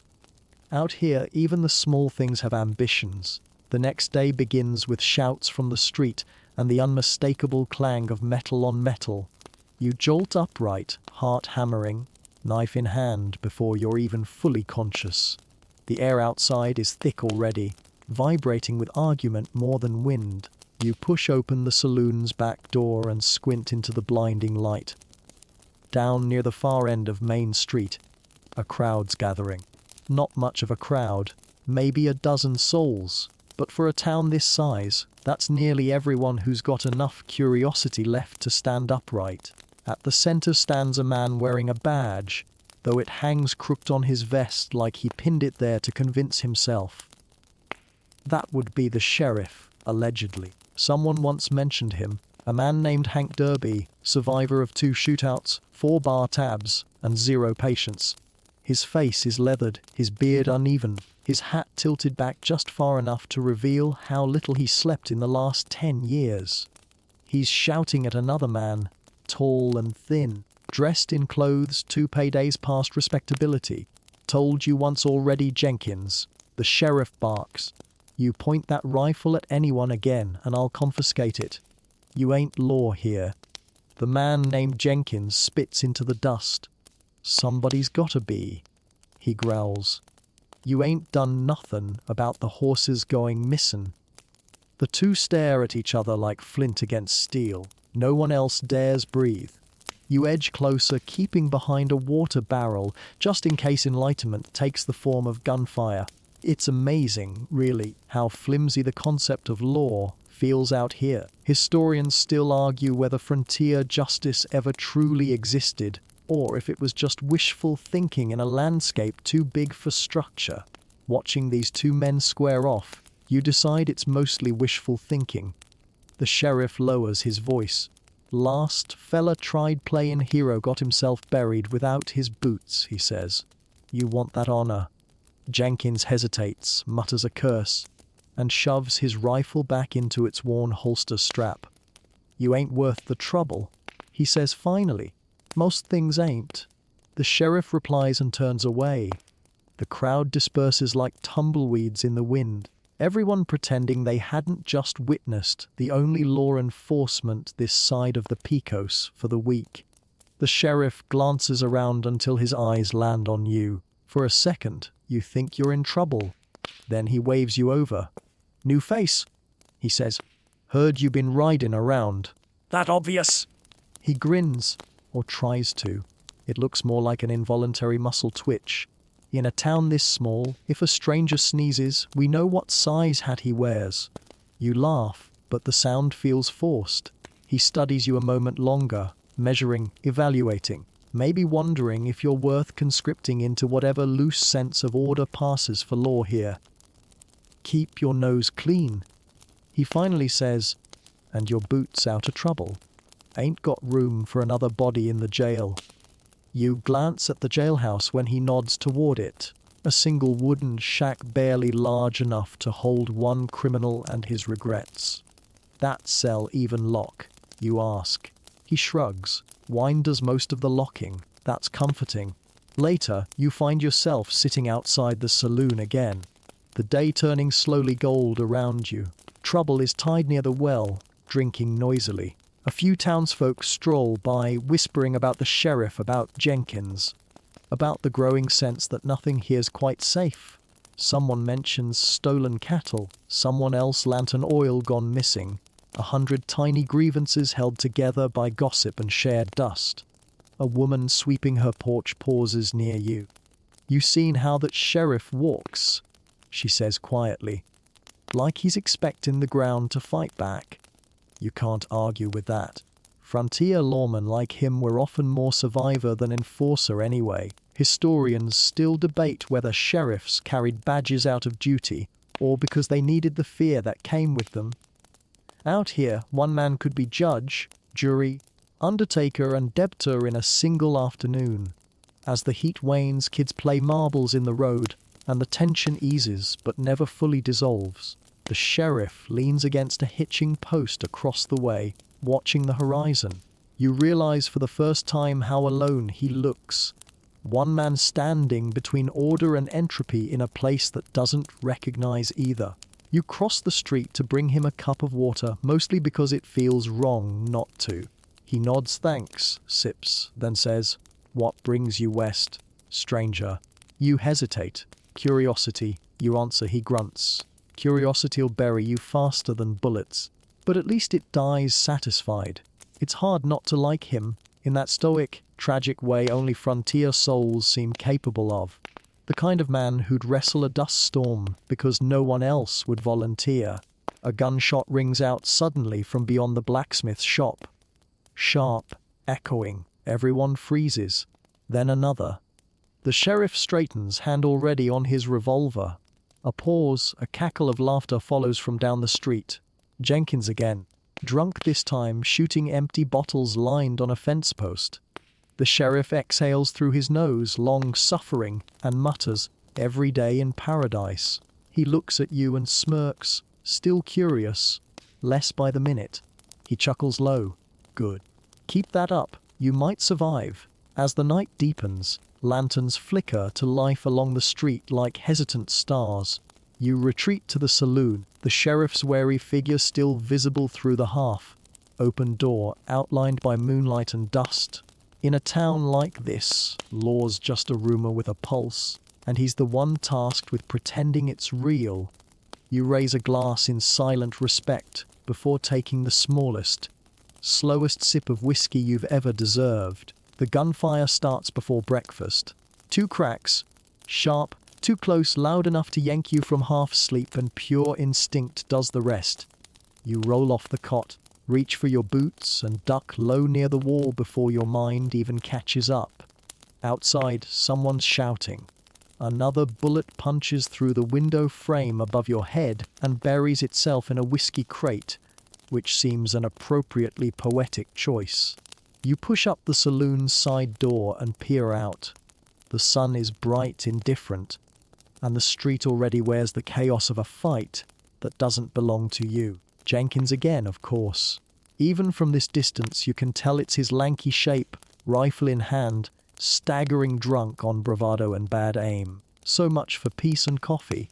Across from him stands Sheriff Derby, steady, shoulders squared, revolver low at his side. The tension between them sits thick as molasses. You hear snippets. Stolen horse, lying snake, should have hung you last week. Around them, townsfolk hide behind barrels and half-closed doors, watching through cracks with that grim fascination frontier life breeds. There's nothing on the schedule today worth missing a duel. The sheriff steps forward, calm as patience itself. "Jenkins," he calls, "I told you. You start shooting before sunup again, I'm gonna feed you the bullet myself." "Go on." Then Jenkins spits back, voice cracking. "You got 2 shells left, Sheriff. Use 'em." There's a moment there, a fraction of breath where everything slows. The kind of breath history seems to love, because it lasts forever in memory even if it barely exists in real time. The sheriff's hand hovers over his gun. Yours, unconsciously, does too. The world holds its stillness like a prayer. And then it cracks, 1 shot. Not from the sheriff. Jenkins jerks backward, arms windmilling, half the whiskey bottle he's holding exploding in mid-air. He collapses like a marionette with cut strings. Silence follows. The sound seems swallowed by dust itself. You don't remember moving toward them, but suddenly you're there, kneeling beside the fallen man. Blood pools messy against the packed earth, a new dark pattern on the same old ground.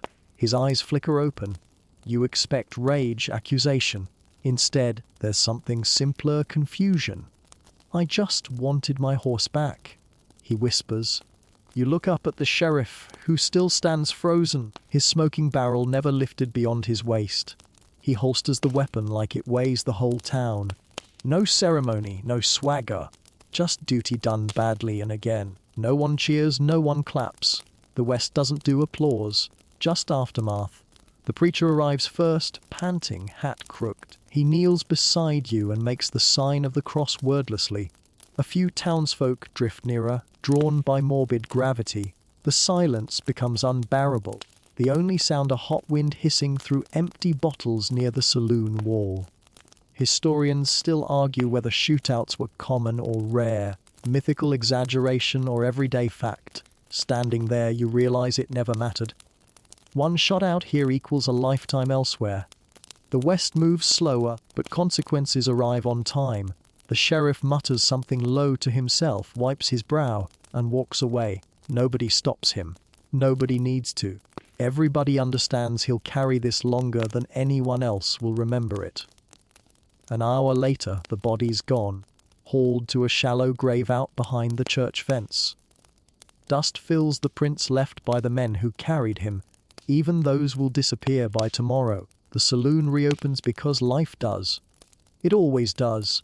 You sit at the bar, staring into a cup of water, feeling the weight of still breathing.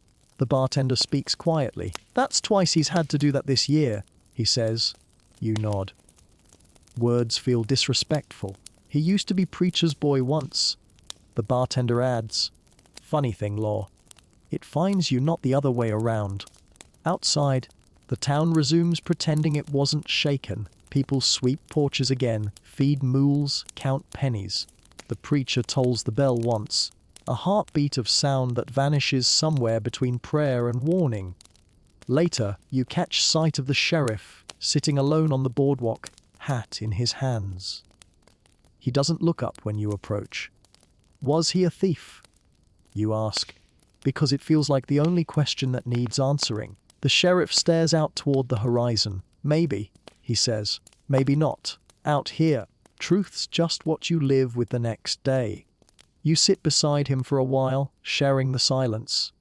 Wind whistles through the eaves. A single tumbleweed rolls down Main. Too on the nose to be real, but here it is anyway.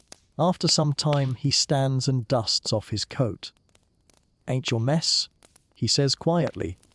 "But you stick around long enough, it'll be." You watch him walk toward the jail, slower now, badge glinting briefly in the light before dusk swallows it whole. That night, thunder grumbles far off. Maybe a storm, maybe just the plains clearing its throat. You lie awake, eyes open to the ceiling, hearing the memory of that single gunshot echo long after the sound's gone. You used to think life in the Wild West died in great battles or grand dramas. Now you know better. It ends quietly between words, in moments exactly like this one, when somebody's breath stops, and everyone else keeps pretending the air still tastes the same. You don't plan on writing a letter. You just find yourself doing it one dusty afternoon. The words dragging themselves out slowly, stubbornly, like everything else around here. Maybe it's guilt or boredom, or that faint itch of loneliness that no amount of whiskey or gun smoke can soothe. You sit at a small table in the saloon's back room, a single oil lamp burning low. The ink's watery, the paper thin, and your hand trembles. Not from nerves, but from the unsteady rhythm of exhaustion. You start simply, "Dear whoever remembers me back east." Then you stop. Because who does? Mail doesn't work out here, not the way people imagine. A few times a month the post rider lumbers through, covered in dust and bad news. Sometimes he brings actual letters. More often he just carries empty promises. Parcels arrive months late, if at all. One man once waited a year for a bag of nails that disintegrated before it reached him. Frontier logistics, half comedy, half tragedy. Historians still argue whether the Pony Express was noble or naive. An 11-month burst of bravery that burned out faster than it began. You can see why. Out here, everything devours itself eventually, even good intentions. You dip your pen again, forcing the nib across the fragile sheet. The words scratch out slow and uneven. "I'm still alive," though the scenery tries otherwise. The sheriff's hands shake less than mine these days. The sun feels closer here, like it watches what you do and doesn't approve. The horses are smarter than half the people, and maybe twice as loyal. You stop, laugh softly into the quiet. Trouble snorts outside as if agreeing. The saloon's front room murmurs faintly with evening business. Cards shuffling, chairs scraping, someone cursing their luck. You keep writing. People think the West is freedom. They don't realize freedom's just another word for unsupervised misery. Halfway through, your ink runs thin. You add water to the bottle, which only makes it worse. The black turns grey, then almost invisible. You stare at it, realizing the metaphor writes itself. You fold the page carefully, even though there's nowhere to send it. Maybe one day a passing rider will take pity and drop it eastward. Maybe not. The post here travels slower than the wind, and the wind's a liar anyway. Outside, the sky folds into twilight. You step onto the porch and watch the color drain from the world. Down the road, someone's hung a new notice on the post, "Mail Rondelide, Again." The handwriting slanted, apologetic. You imagine some exhausted rider penning it with equally exhausted fingers. The town's children chase each other in the dark. their laughter cutting briefly through the monotony. You envy their ignorance of how long messages take to reach anyone, or how sometimes they never do. You wonder how many love letters have turned yellow waiting in forgotten way stations, or how many goodbyes went unread because the recipient was already gone. You think of Jenkins again, the man buried behind the church fence without ceremony. Did anyone even know his full name back east? Would a letter meant for him ever find a destination? Historians still argue whether the frontier's silence should be called heroic solitude or just erasure. Either way, you feel the truth of both. When the post finally arrives 3 days later, it's front-page news. The rider's horse wobbles into town near dusk, its sides heaving, its saddlebag patched with rope. Everyone gathers. The tavern women, the smith, even the sheriff. The delivery is always a small spectacle, even if the contents rarely justify the wait. The rider dismounts, dusts himself off, and bows theatrically.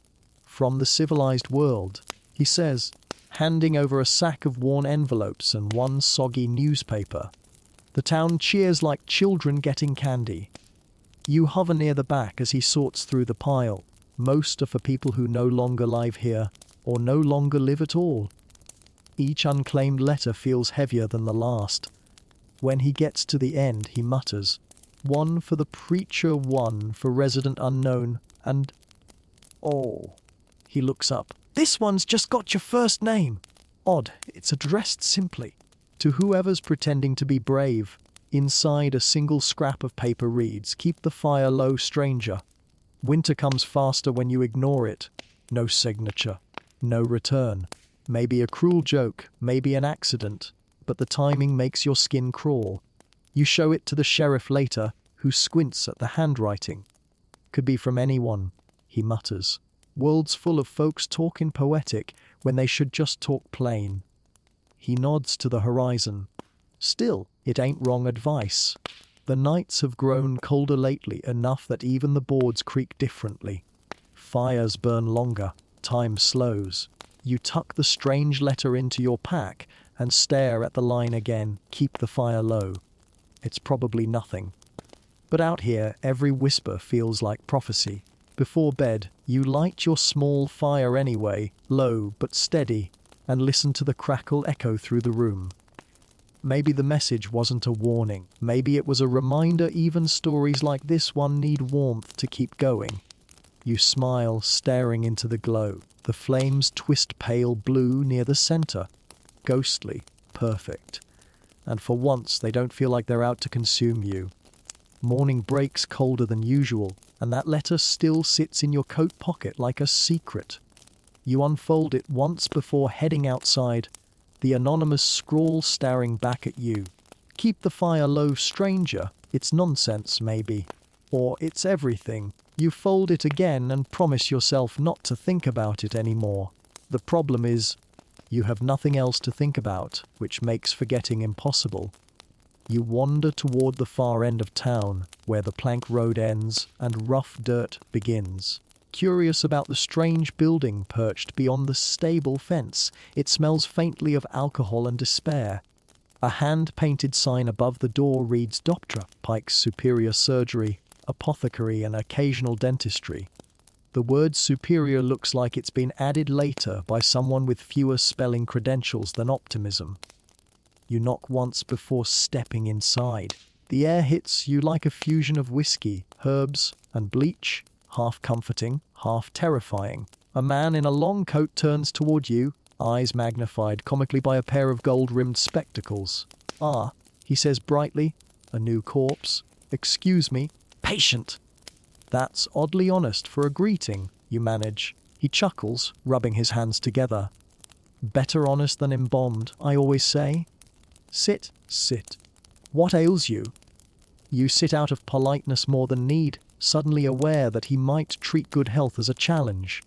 His workspace is cluttered. Bottles, wrapped bandages, suspicious stains, a small skeleton decoration that might not be decorative. "Just curious," you say carefully. "Wanted to see what frontier medicine looks like?" He beams. "Primitive mostly, but efficient." He gestures to a shelf of bottles. Whiskey for the spirit, laudanum for the pain, and if all else fails, amputation! Nature's way of starting fresh. You smile weakly. You amputate often. He laughs, pulling a small bone saw from a case.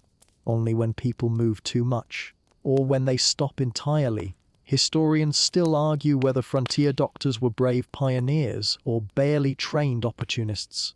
Sitting here, you suspect it's both. When supplies arrived months late and textbooks scarcer than miracles, creativity became the chief medical skill. He catches your skeptical look and winks. Don't worry. I've saved more people than I've buried. And I counted that goat. It survived. Mostly. He dips a spoon into a jar of what looks like tar but smells worse. Want to try something new? Plague tonic works on anything that isn't immediate death.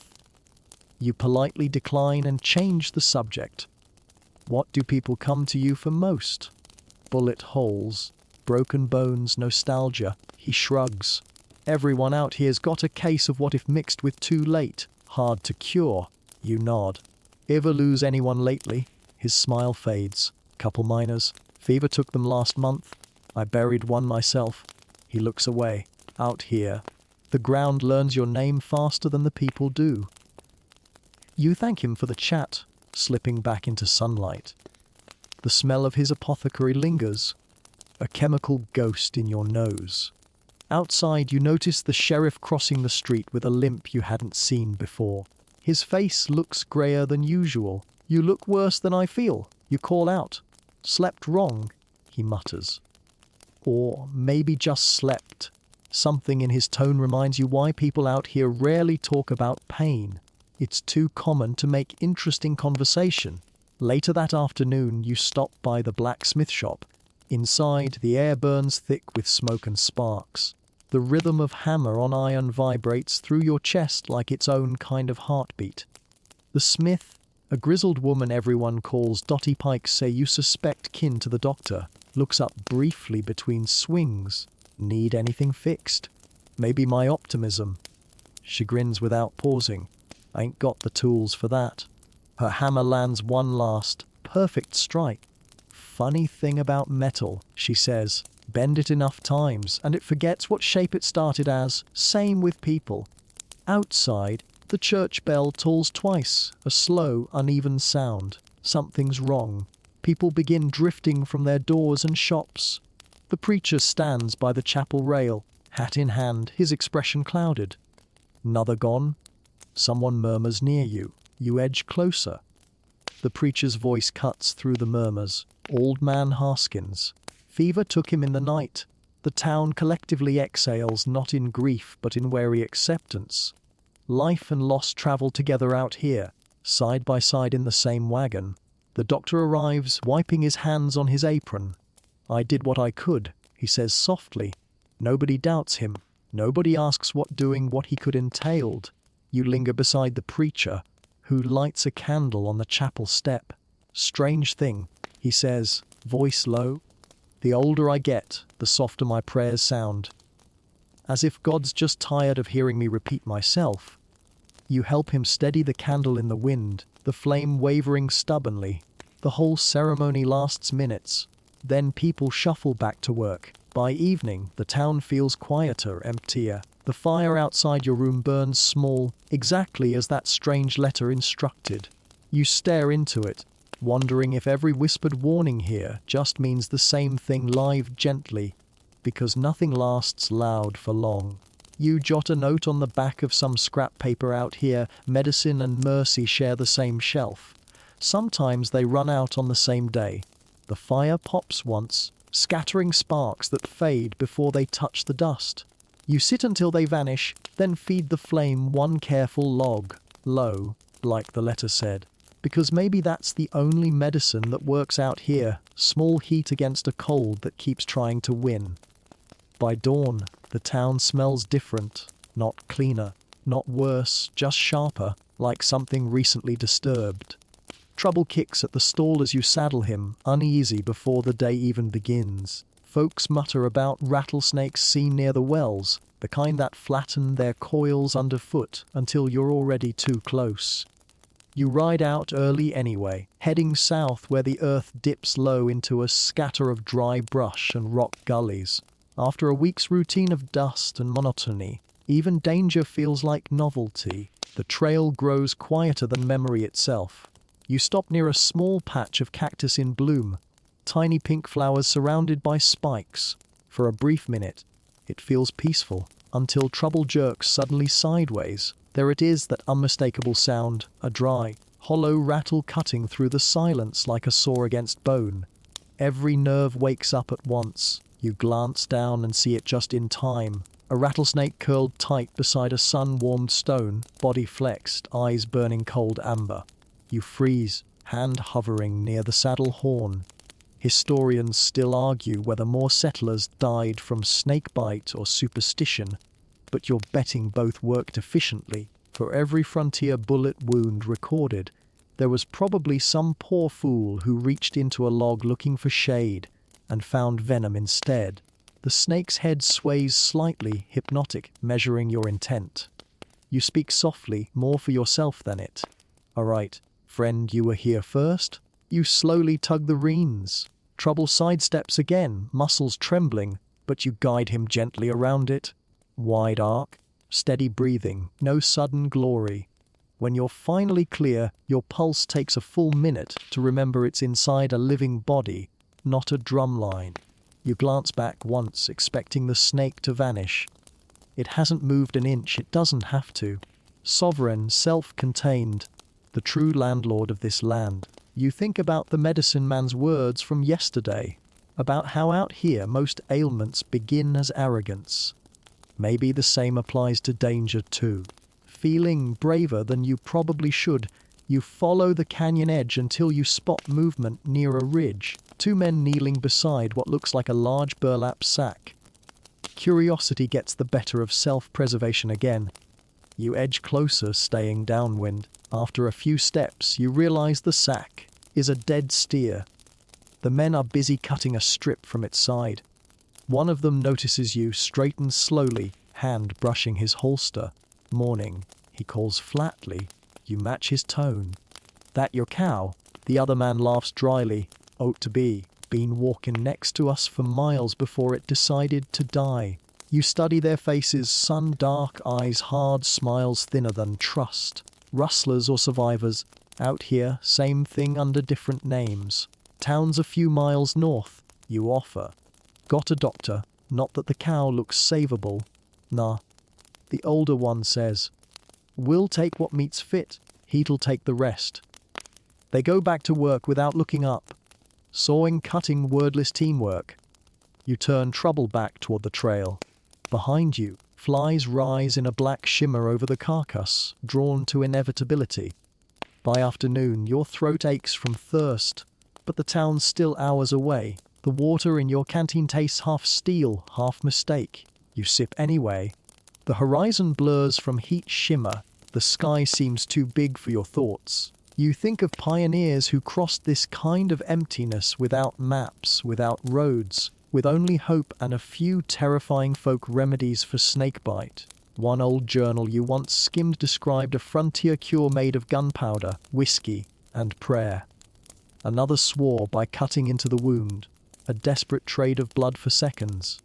Historians still debate whether any of it worked. The medical consensus leans firmly toward no. You can't decide which was braver, believing it might, or pretending you did. By the time the town reappears in the haze, the sun's already leaning red. You pass a small ranch fence and notice a boy hammering a tin sign, "Beware rattlers." He pauses to nod at you. "Killed 6 this week myself," he says proudly. "Pi says their skins fetch a penny a piece downriver." "Keep your distance," you warn. "They don't miss often," he grins. "Neither do I." Back in town, the preacher's sweeping dust off the chapel step again. Same patch he swept yesterday. He looks up. "You look pale," he says. "Snake," you answer. "Almost met one too close." He nods, quiet for a moment. "You ever wonder why God made Probably to remind us where not to step." He smiles faintly. Wise answer. But maybe he aimed to remind us who owns the land. Wasn't ever us. That night, you sit by the fire as the faint rattle of memory keeps replaying in your skull. It's strange how easily death hums its warning in such a small sound. No thunder, no spectacle. Just patience, waiting for someone careless enough to skip the lesson. Trouble shifts near the fence, tail swishing idly. Somewhere far out on the plain, another rattle hums faintly in the dark, fading into night. You add one stick to the fire, low but steady. The letter's advice echoes again. Keep the fire low. Keep it humble. Don't burn brighter than you can control. And so you sit there, whispering a half-audible joke to the stars. Out here, it's not the rattlesnakes that get you. It's thinking you can hear them all. The wind moves gently. No laughter answers back. By now, you've learned the rhythm of the west, heat by day, hunger by dusk, wind by night. But nothing quite prepares you for the sound of a dust storm creeping up behind you. A low, animal growl across the open plain. It begins as a whisper, harmless enough. Then, within minutes, it thickens into threat. You spot it first as a bruise on the horizon, a brown smear spreading wide across the sky. You stop dead. Even Trouble senses it before your brain catches up. His ears go flat, nostrils flaring. You've heard of these storms. The locals call them dusters, though monsters feels more accurate. A gust hits first, scattering grit like invisible claws. You cough, wrap your bandana around your mouth, and scan the land for anything resembling shelter. There's nothing but the same empty miles of brush and dust. No mercy, no trees, just horizon that wants you gone. All right, boy? You tell Trouble, patting his neck. We run for it. He doesn't argue. You turn north toward town, kicking into a gallop. Within minutes, the light changes. The sun dims as if someone pulled a curtain across the sky. The storm swallows distance itself, walls of red dirt twisting upward like angry ghosts. You can taste it now, grit between your teeth, past your tongue, in your lungs. You pull your hat low, but it's no use. Every direction feels like pain. Trouble stumbles once. You steady him, pushing forward through a world that's turned to static. Historians still argue whether dust storms shaped the West more than any bullet ever did. Entire homesteads vanished overnight, fields buried, livestock suffocated, families displaced. One survivor of the Great Black Sunday, dust storm decades later recalled not light, not sound, only the feeling of being erased. Now you understand. You find a shallow ditch and slide down, dragging Trouble beside you.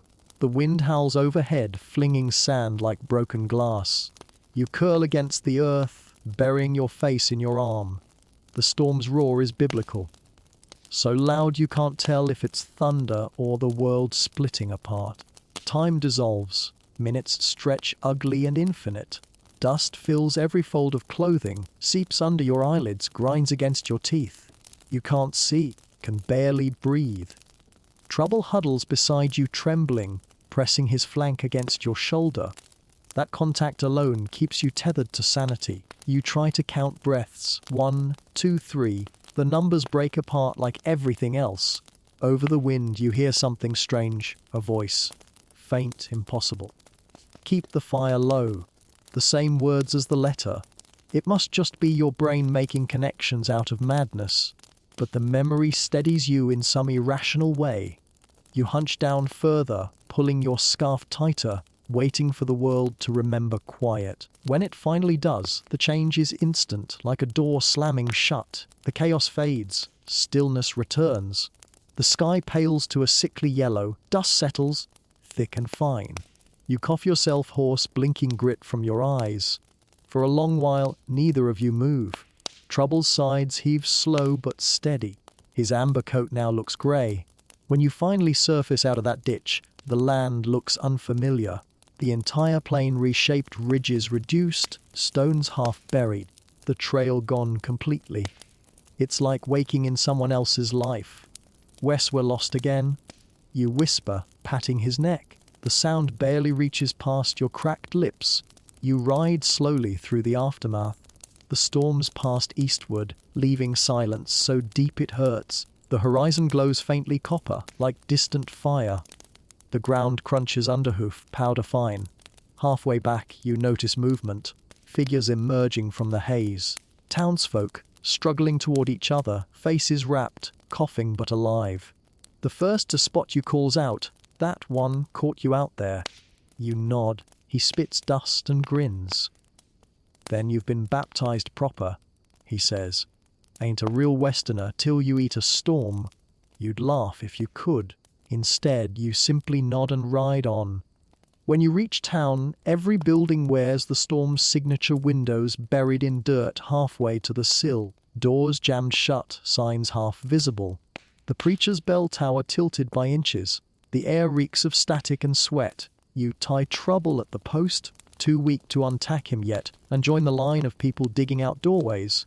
Even here, amid wreckage, life resumes with mechanical inevitability. Someone sweeps. Someone swears. The bartender coughs his way through slamming open the saloon doors. Human routine is the defiance this land never asked for but keeps receiving anyway. When night falls, the air remains dense, tasting faintly of iron. The fire you light barely catches. The wood smothered, like lungs still full of dust. You coax it patiently, small flame to larger, whispering the phrase again, "Keep it low." The storm taught you that too much light just draws the next disaster toward you. Trouble lies nearby, eyes half closed, head resting on folded knees. You can still hear the ghosts of that roar buzzing behind your ears. A sound that'll probably follow you forever. You whisper into the brittle silence. You wouldn't survive this either. Half imagining the people back east who still believe the West smells only of pine and romance. You almost want to send them some dirt in a jar labeled reality. Above, the stars return shyly, blinking through the thin veil of remaining dust. You study them, thinking how fragile light really is. One good storm and it vanishes completely. Maybe that's why humanity keeps rebuilding fires, little rebellions flickering in the dirt's eternal patience. You feed another piece of wood to the flame, then lean back, sighing softly. Somewhere in the dark, a coyote starts to sing, low, mournful, beautiful in a way language never deserves. Morning creeps in slow, amber light slanting through what's left of the saloon shutters. You breathe it in like borrowed air, chest still sore from yesterday's dust. Outside, the world's quieter than usual, too quiet. Storms have a way of cleaning the slate, dragging away sound and certainty in equal measure. You step into the street, boots sinking slightly into fine silt. Every surface glitters faintly, the ground turned into powdered glass. Townsfolk move slow, brushing off roofs, mending fences, coughing dust out of their lungs and courage. But under it all, another sound hums faintly, a feverish murmur passing mouth to mouth gold. The rumor starts small, carried by the post rider who stumbled in late last night, dust, caked and grinning like madness itself. A prospector struck rich 2 days north, he'd said, tossing back whiskey like gospel. "Chunks of it. Yellow big as eggs!" No one asked for proof. Nobody ever does when the word gold gets loose. Now, by mid-morning, that word owns the air entirely. The barber closes shop. The blacksmith pauses mid-swing. Even the preacher's eyes flicker westward. The term gold fever isn't a metaphor here. It's diagnosis without cure. You've read about it, of course. The California rush, the Klondike later on, all those tides of hope and ruin washing over deserts and mountains. Historians still argue whether the fever built America or simply burned it faster. Looking around at your neighbors packing shovels, you suspect both can be true. The sheriff stands near the well, hat tilted low, watching the frenzy gather pace. You join him, dust still clinging to your coat. Wes Law takes a vacation when gold shows up, you say? He snorts softly. Law takes a vacation often enough. Greed don't. A wagon rattles past, already loaded with empty barrels and tin pans. The driver waves. "Gonna strike rich, Sheriff!" Don't wait up. Derby raises his cup of bitter coffee in salute. "I ain't planning to." He turns to you. You redden. You shake your head. "I don't trust anything that's shiny." He smiles faintly. "Smart. Shine blinds faster than dust does. Still, you feel that tug deep inside, a mix of curiosity and hunger. It's not the gold itself, it's the idea of it, the possibility that maybe this place could stop taking and start giving. That's how the fever spreads, not through hands, but through imagination. By noon, half the town's already on the trail north. The streets look abandoned except for the preacher, the doctor, and a few others who've outlived enough miracles to stay put. You wander by the general store, where the sharp-faced owner is selling everything at double, supply and demand. He declares, hauling a crate of shovels to a waiting wagon. Mostly demand. You can't help laughing. And when they come back broke. He shrugs. Then I'll sell him medicine. You stroll toward the outskirts to clear your head. The open prairie stretches wide, a dull bronze sea soft beneath the afternoon glare. That's the thing about gold. It hides in places no one has patience to look until greed tightens the lens. In the distance, you spot a prospector who's left earlier than the others. He's on his knees in a dry creek bed, swirling dust in a tin pan as if magic might happen on command. You rein trouble in nearby and watch for a moment. He glances up briefly, grins through cracked teeth. Soon as I find one nugget, he says, I'm headin' back east a rich man. How long you been lookin'? He counts silently. 18 years? He chuckles, eyes wild. Gotta be soon. You leave him there, and the sound of his pan scraping dust fades behind you. When evening folds across the horizon, you return to town. The emptiness feels heavier without noise. Lamps glow in a handful of windows. Somewhere, the hammer strikes of Dotty Pike echo faintly, fixing wagon wheels for fools already gone. The sheriff sits outside the saloon alone, same half-empty cup beside him. They gone, you ask. All but the preacher and the town drunk, he says. And half I ain't sure which is which. The sky's shifting shades, molten gold at the edge of the clouds, bleeding into purple. The irony isn't lost on either of you. You ever chase that fever? You ask quietly. He stares into the twilight. Once. Dug a hole so deep I nearly buried the truth with it. What truth? That I don't need gold, just need somewhere not trying to kill me. You nod slowly. Find it. He shakes his head. Still looking. The silence that follows feels companionable. The west demands quiet the same way ocean demands depth. Before the light fades completely, you take a short walk to the churchyard. The wind there carries faint whispers of all the names that didn't make it. Thin markers etched with initials more ambitious than the lives they described. J.H., P.M., unknown, each one another story swallowed by the hunger of place. You kneel briefly beside one that simply reads fortune. No dates, no surname, just the word. You wonder whether it was meant as irony or prayer. When you ride back, the horizon gleams again under moonrise. The storm dust still lingering, catching silver light like glitter. For a heartbeat, you almost mistake it for gold, sparkling from one end of the world to the other. Then the wind shifts, and it's just dirt again. Always was. That night, you write one line down in your notebook. Before sleeping, the West doesn't hide gold. It hides the truth that gold was never enough. You tuck it into your pocket beside the old letter. Its edges have frayed from constant folding, like it's been waiting for this kind of confirmation all along. The fire burns low beside you, small and loyal, enough to keep away the cold, but not so much that it tempts greed. The gold fever leaves behind a strange silence, almost too big for the town that loses half its heartbeat overnight. Streets empty, doors unlatched in haste, fires left to smolder out on their own. Even the cat that earlier sneered at your cooking seems to have given up on company. You wake to that stillness, the kind that weighs heavy but feels oddly peaceful. Trouble chews lazily on the last of his oat mix, flicking his tail like time hasn't changed at all. For the first time in weeks, you can hear birdsong again. Raw, unhurried. It should be beautiful. Instead, it's eerie. The sheriff's up before sunrise, already pacing the boardwalk like a ghost clocking his own routine. You join him for coffee brewed thick enough to be accused of malice. He doesn't speak at first, he just watches the horizon, where a faint dust ribbon marks the direction the prospectors took. They'll come back eventually, you say. He nods slowly. Some of them might, some won't. That's the West's deal. It trades hope for bodies. You sip and wince. Seems like a bad bargain.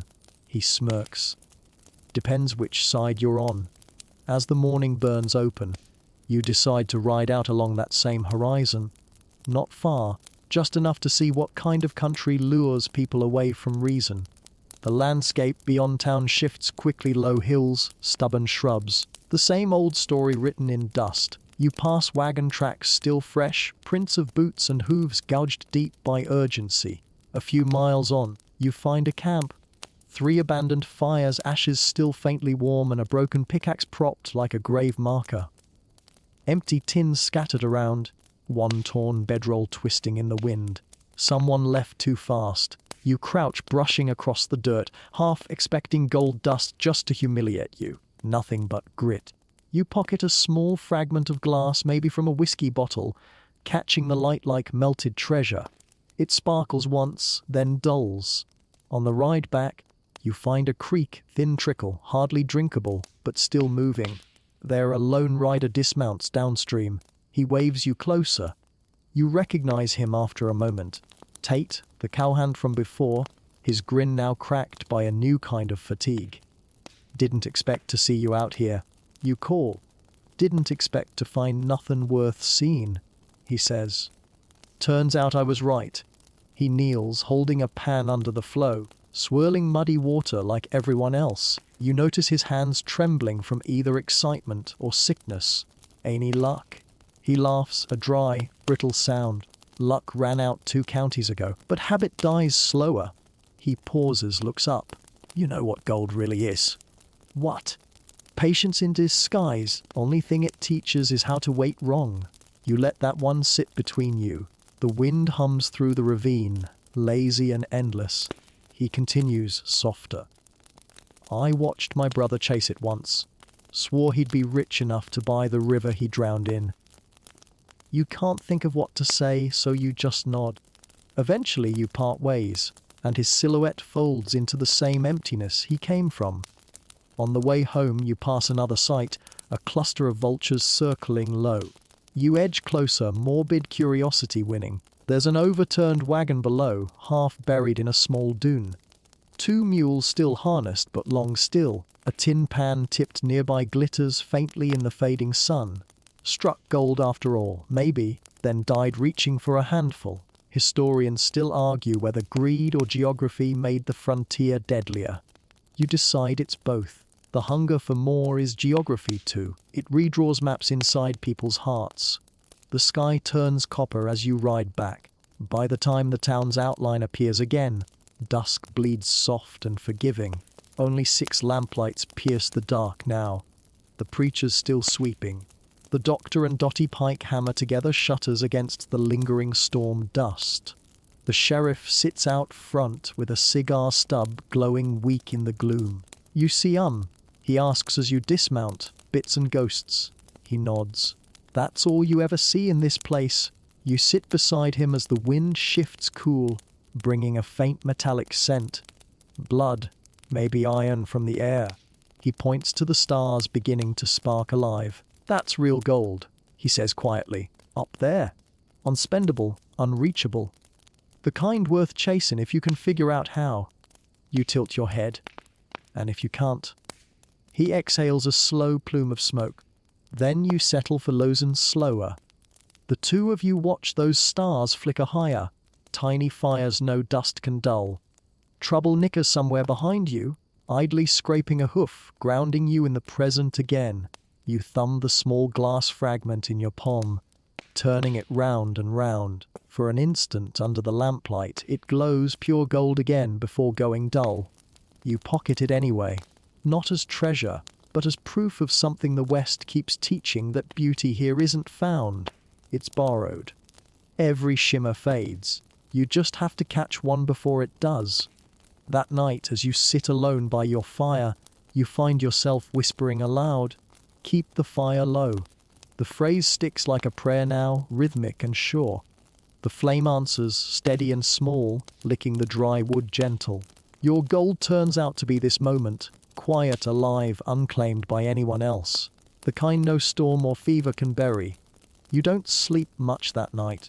The air carries something wrong, an unsettled charge that makes the skin prickle before the brain can name it. Trouble shifts restlessly outside, stamping the ground now and then, nostrils flaring toward the horizon. The world feels like it's holding its breath. By dawn, you know why.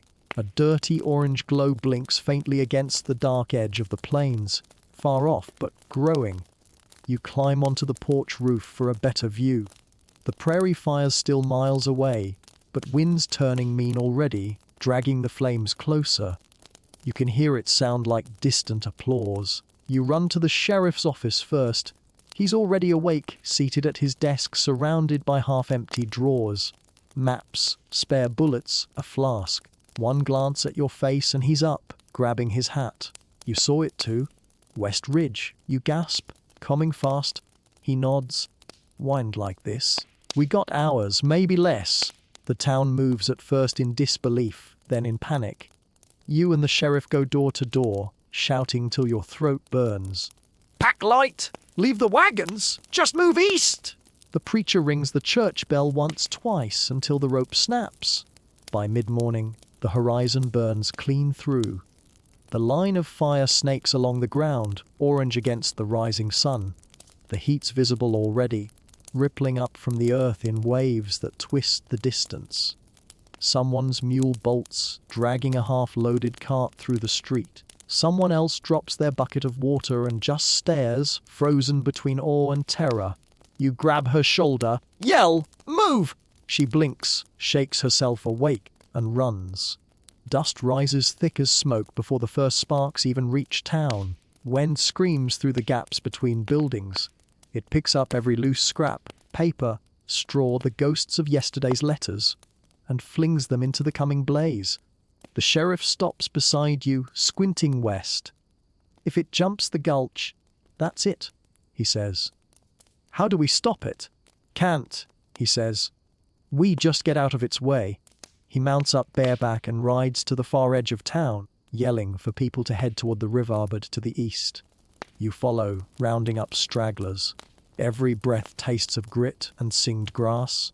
Trouble bolts, panicking, but you catch his rein and climb on. His sides shiver with fear, but he obeys the bit, barely. The wind now carries sparks in handfuls, tiny meteors landing in dry hay roofs, shirt sleeves. Someone screams. Someone else curses the sky. By the time you reach the last stretch past the livery, smoke curls through the main street like a living thing. The saloon's sign catches first. Frontier medicine flares briefly in the flames before collapsing. Glass explodes, scattering light. You find Dottie Pike hauling buckets with a preacher, sweat streaking through suit on their faces. "No saving the buildings," she shouts.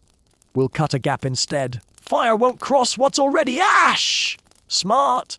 You yell back, already helping shovel burning debris aside, widening a crude line across the street.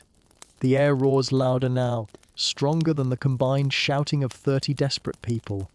For a mad second, you think you see faces inside the flames, shapes flickering like reflections from the underworld.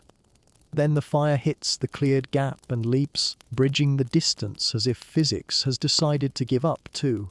"Back!" the sheriff roars. "Fall back!"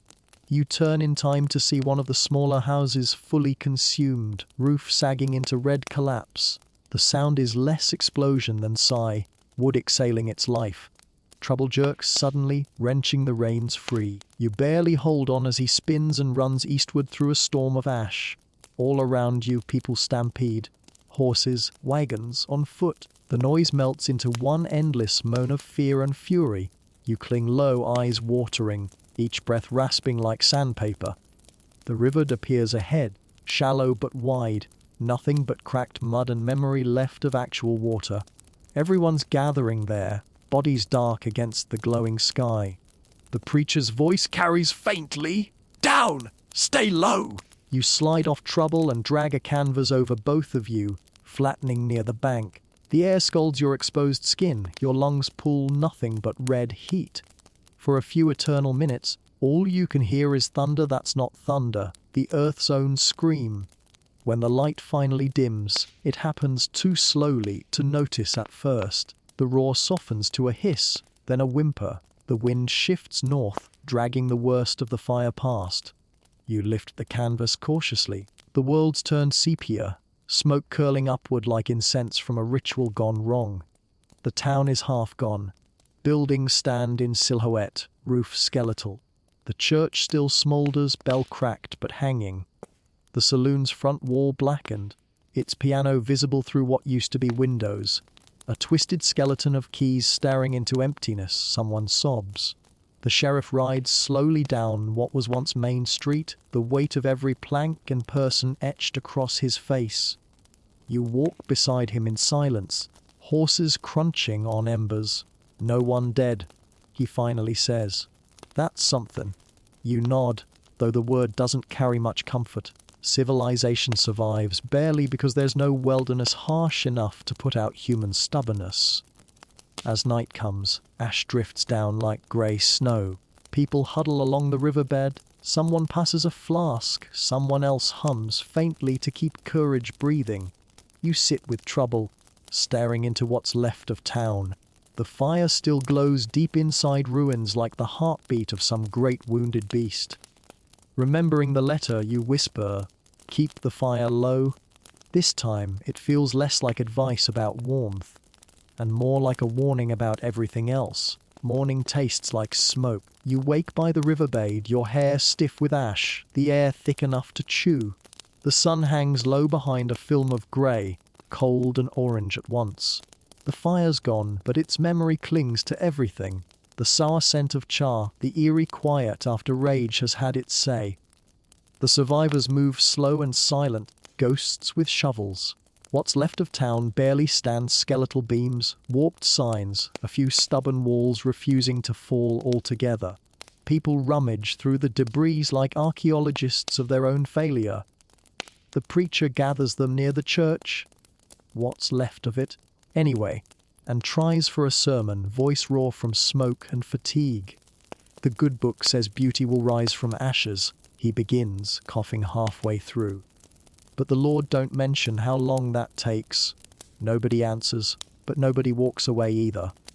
That counts as faith around here.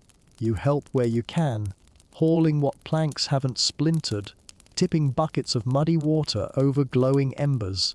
Trouble follows at your shoulder like a matted, soot-covered shadow.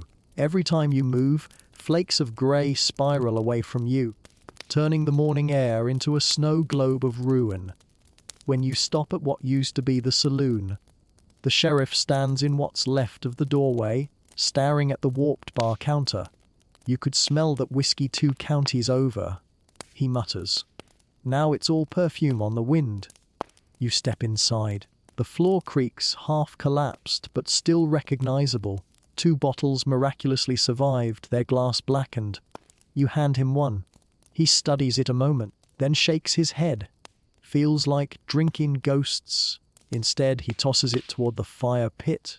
It shatters, releasing one last puff of acrid sweetness. That scent, oddly enough, makes you hungry.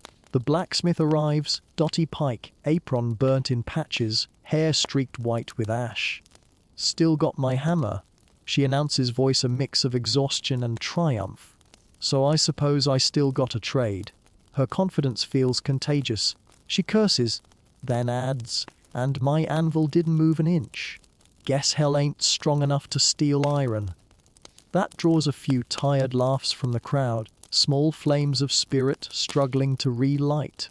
You realize that out here, rebuilding isn't a choice, it's a reflex. Historians still argue whether frontier towns perished from nature's chaos or their own optimism. Watching these people stack burnt timbers into neat piles, you start to suspect optimism is the tougher beast. By noon, smoke settles enough for light to seep through. You join the preacher near the edge of the graveyard. He nods toward the ruined church door. We'll rebuild smaller, smaller. He smiles, faint but certain. Less praying for luck, more thanking for survival. Behind you, the sheriff barks orders dice, corals to retie, wells to clear, supplies to salvage. There's rhythm again. A heartbeat returning under all this soot. You take a break at the edge of town, facing east where the plain stretches endless. For once, it doesn't feel like an enemy. You pull out your notebook and scribble a line. The West never dies. It just sheds a layer and dares you to keep up. Trouble nudges your shoulder, muzzle rough against your ear, as if agreeing. Later that evening, you see the boy Lem walking by, dragging a bent wagon wheel. His face is streaked with soot, his eyes somehow too old for 16. You wave him over. "Your ma right?" He nods. "We lost the roof, but not the well, so we keep living." Then he surprises you with a crooked grin. "Mama says God dealt us a new deck. We just play slower this hand." "Your mama sounds wiser than anyone I've met," you tell him. He shrugs. "Wiser, maybe. Nicer, not always."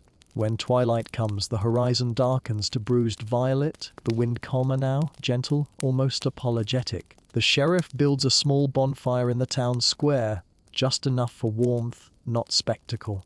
People gather automatically, drawn by instinct. As you sit around the glow, someone begins humming an old tune, low and steady. It spreads, voices joining one by one, not for show but for comfort. The song bends and wobbles like a wagon wheel but holds together, and somehow that's enough. When it ends, the doctor stands and clears his throat. "Still got some medicinal whiskey, if that helps the mood," he declares. Laughter ripples through wary faces. It's the first sound resembling joy since the night before. The sheriff leans over to you. "Guess the town ain't dead yet," he says. You tilt your head. Guess it never really dies out here, just changes names. A spark dances up from the fire, twirling until the wind carries it away. Everyone watches it drift, tiny lights swallowed by the enormous dark. It feels like a message, though no one decides what kind. Quiet returns, the kind of quiet that doesn't hurt anymore. It's just there, alive and breathing.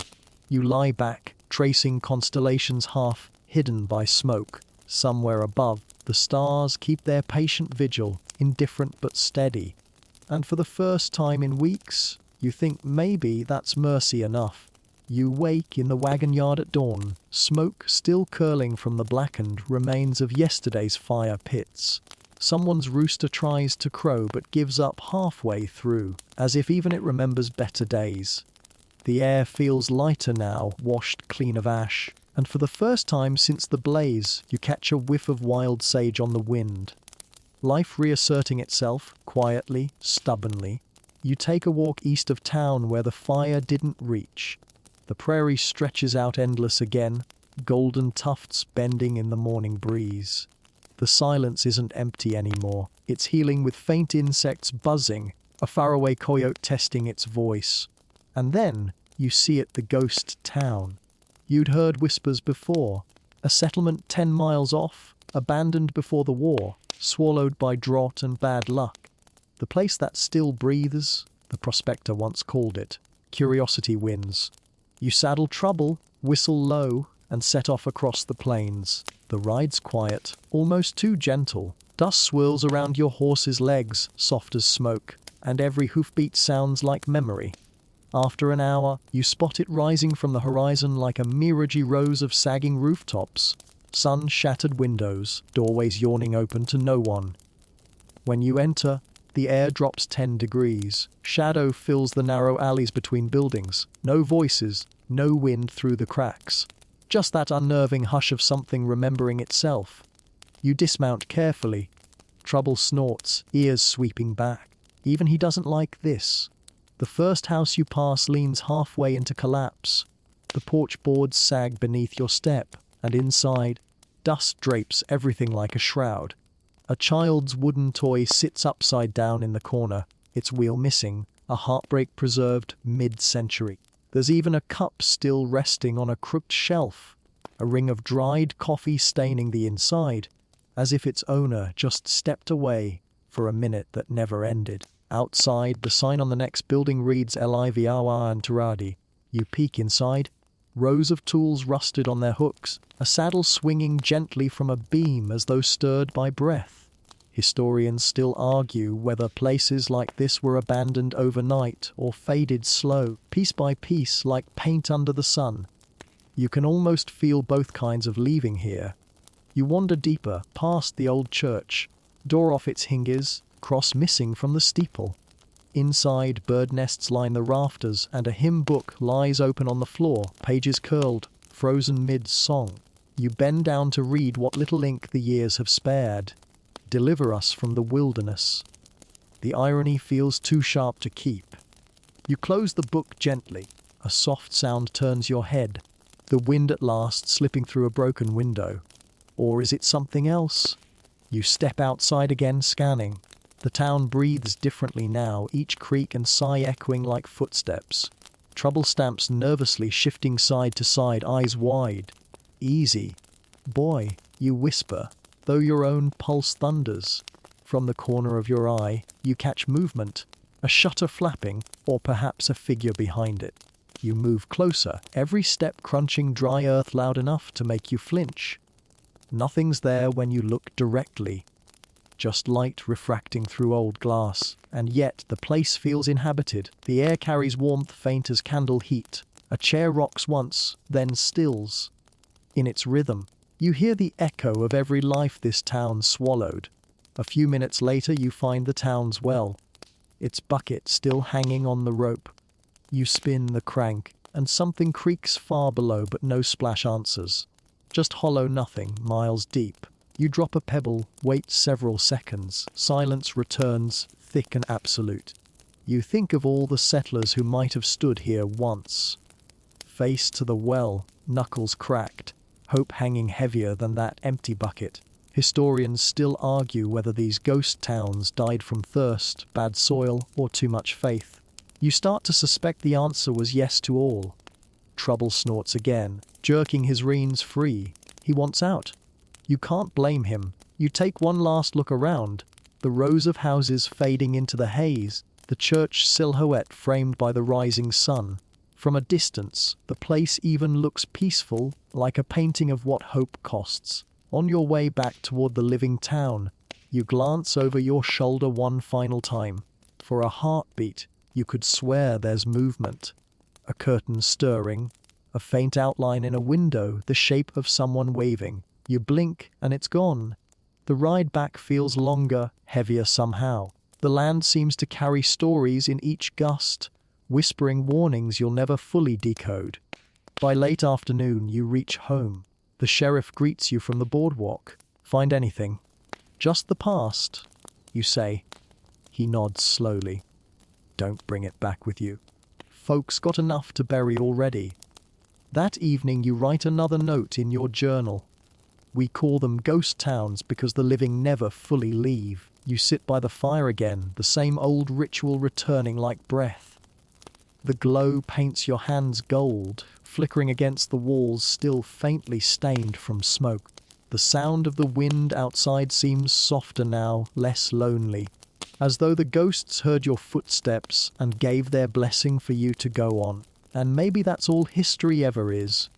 What's left after the living walk away, whispered to whoever still bothers to listen. When you wake the next day, the horizon hums with something new, an iron rhythm, low and distant, like thunder that got bored of hiding in clouds and decided to sing. The sound carries through the still morning air, vibrating faintly in your ribs. Trouble pricks his ears, uneasy but curious. You step outside, lift a hand to shield your eyes. The dawn fog parts just enough for you to see it, a trail of smoke cutting across the flat expanse, dark against the pale sky. It's not another fire. It's something colder, hungrier, louder. A train. You've heard talk, of course. Whispers that the rail lines were finally pushing farther west, linking places that never wanted to be tamed. Historians would one day call it progress. The folks out here call it invasion by timetable. It takes half the day for the locomotive to actually reach sight of town. Slow, deliberate. majestic and cruel all at once. You ride out to meet it along the new cut embankment where workers hammered steel through dirt too stubborn to lie flat. Each track glints sharp in the sun, twin blades stretching to infinity. The whistle screams once, and birds explode from the hills like shattered glass. Trouble rears, snorting his protest, but you steady him. Beneath you the ground shakes. The train rumbles into view, black engine first, sweating smoke, its polished wheels chewing dirt to powder. Wagons clatter behind it, each window flashing with reflections of sky and distance. The machine slows as it nears the half-built depot ahead. Men in denim and suit jump down, cheering.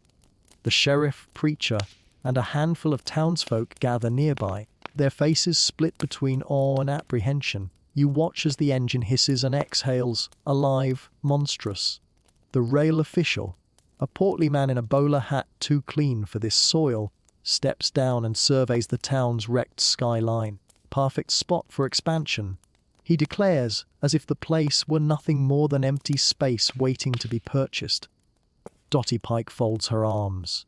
Expansion of what? Civilization, the man says brightly. Commerce. Opportunity. He pauses, gestures at the wagon of materials behind him. We'll be laying the line straight through here by summer. The sheriff's jaw tightens. Straight through the churchyard, you mean? The bowler-hatted man chuckles like that's charmingly naive. Well, progress doesn't stop for scenery. My good sir, you can feel the air shift then, the collective heartbeat of people realizing something larger than wildfire or gold fever has found them. Change, unstoppable, grinding on steel wheels. The preacher speaks next, voice quiet but steady. We've already learned what happens when the land gets angry. The railman tips his hat politely and walks off toward his camp crew. By evening, the noise of saws, hammers, and shouted orders infects the air. The once silent horizon now beats like a slow war drum. Children watch from a distance, eyes wide at the shining machine steaming against twilight. Adults keep their distance entirely. You wander closer, drawn despite yourself, and run a hand along the edge of the nearest rail. It feels warm still, humming faintly with leftover motion.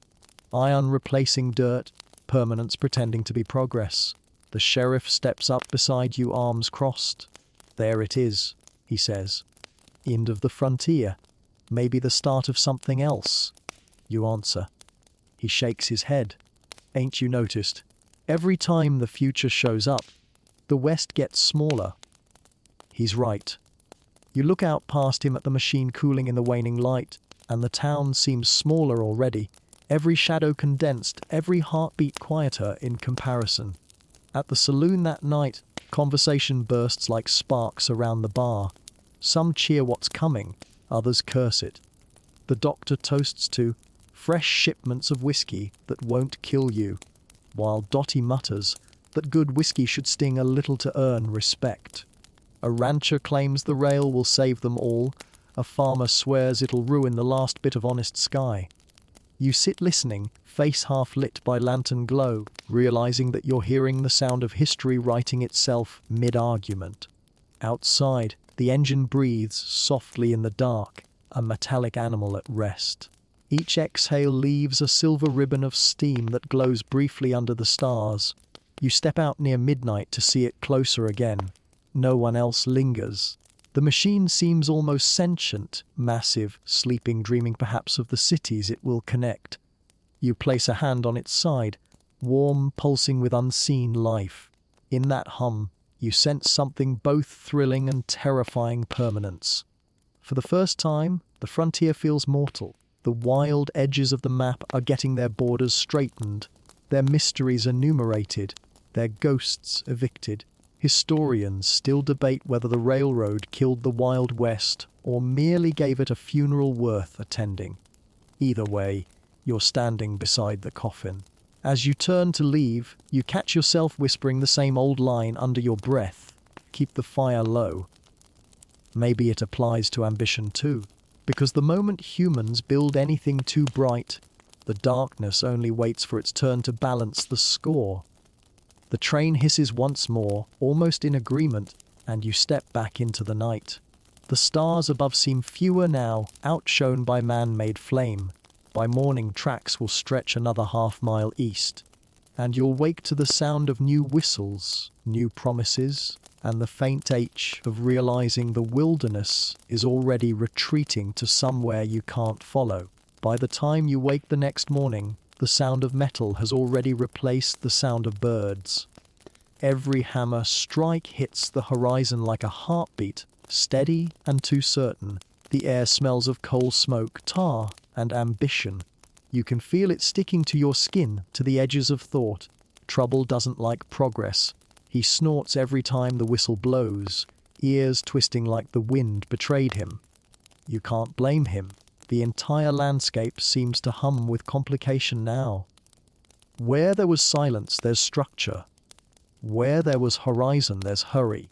You walk down to the new rail line. It's grown overnight, rails stretching farther east, wooden ties laid out like vertebrae beneath steel bones. Men move along it like ants, shoveling, hammering, wiping sweat in rhythm with the machine's hiss. They're rough, loud, alive with purpose. You envy and pity them in equal measure. The sheriff's already there, watching from the shade of the blacksmith's half-rebuilt awning. He doesn't carry his badge this morning.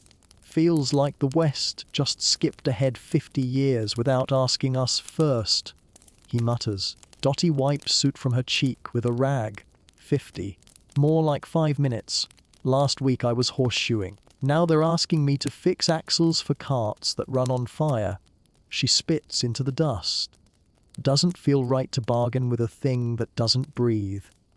The foreman strides past, clipboard in hand, barking about deadlines. If this grade runs level, you'll have silver shipments by fall.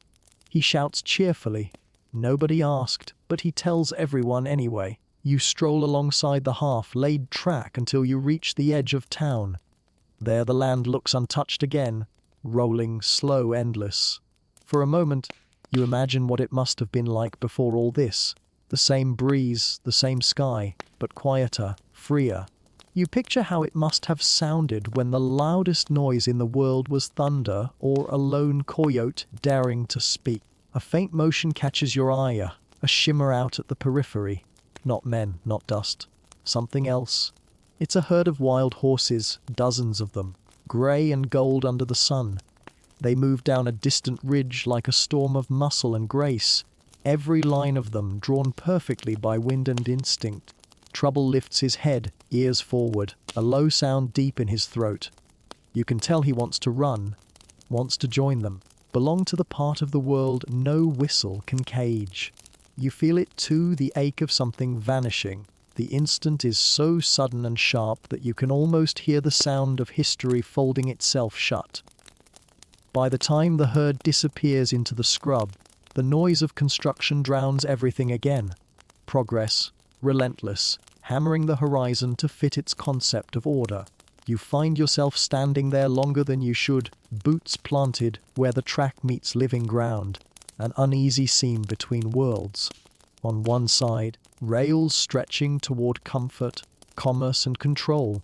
On the other, dust and silence and everything that used to be wild enough to scare you. A sudden whistle shrieks behind you.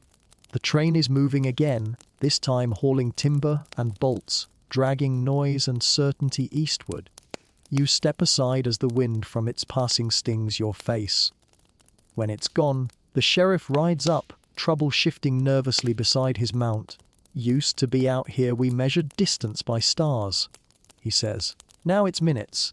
That better or worse? You ask. He chews on the thought, eyes on the rails. Depends which way you're running. He nudges his horse toward town, calling back without looking. End of the world doesn't come all at once, you know. Just one nail at a time. You walk after him slowly, every step sounding too neat on the packed earth. By the time you reach the main street, the workers have started singing, a ragged tune trying to imitate hope. The preacher stands by the church door, hat in hand, watching the scene with quiet awe. Maybe they're right, he says when you pass. Maybe this really is salvation. You look at the tracks gleaming like twin blades under the sun, at the men hammering toward tomorrow, at the ash still clinging to the corners of ruined homes. Salvation's just destruction with better manners. You reply softly. He sighs, nodding, because the words fit too easily. That evening, the sun sets behind the new rails, turning them molten, a river of light stretching straight into forever.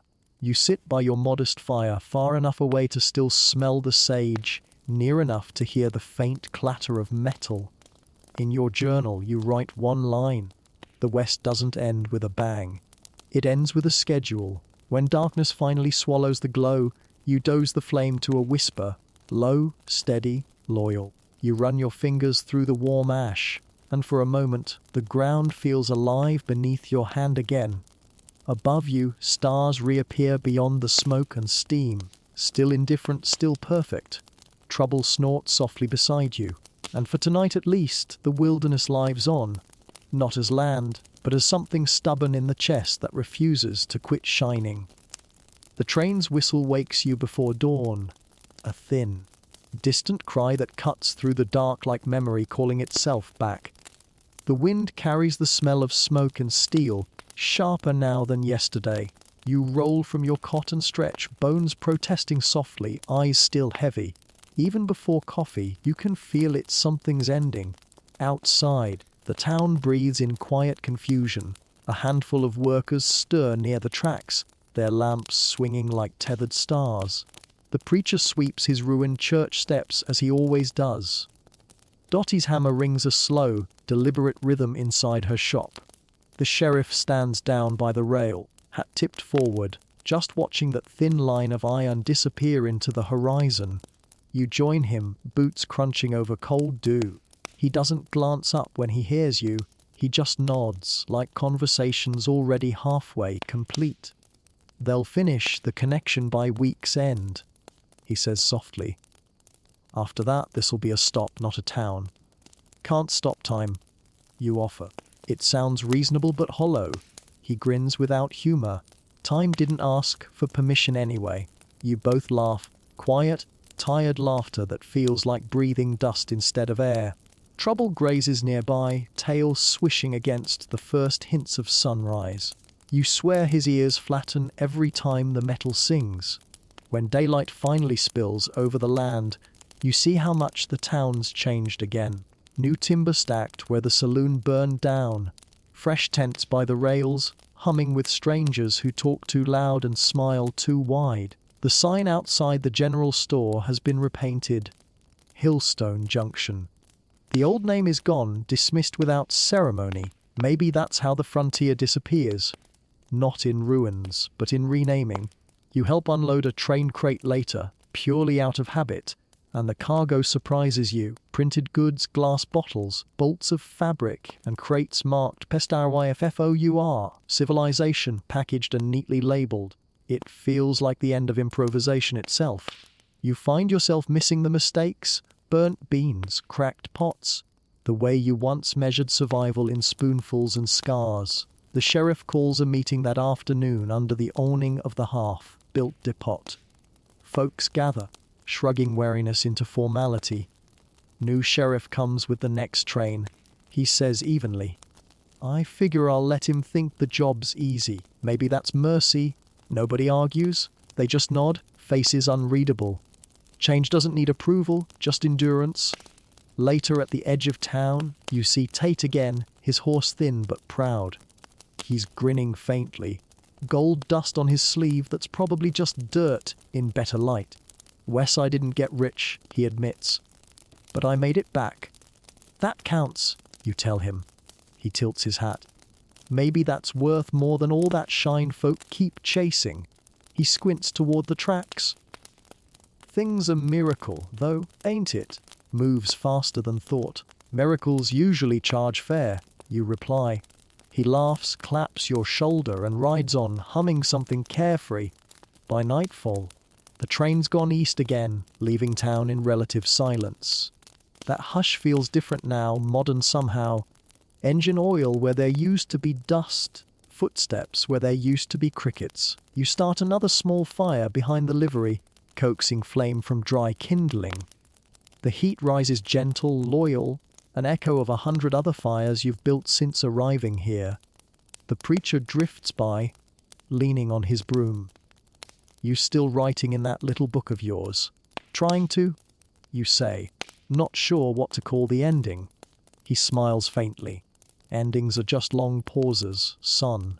You wait long enough, somebody picks the story back up. He leaves you with that thought, disappearing into the soft glow of lamplight spilling from the rebuilt saloon.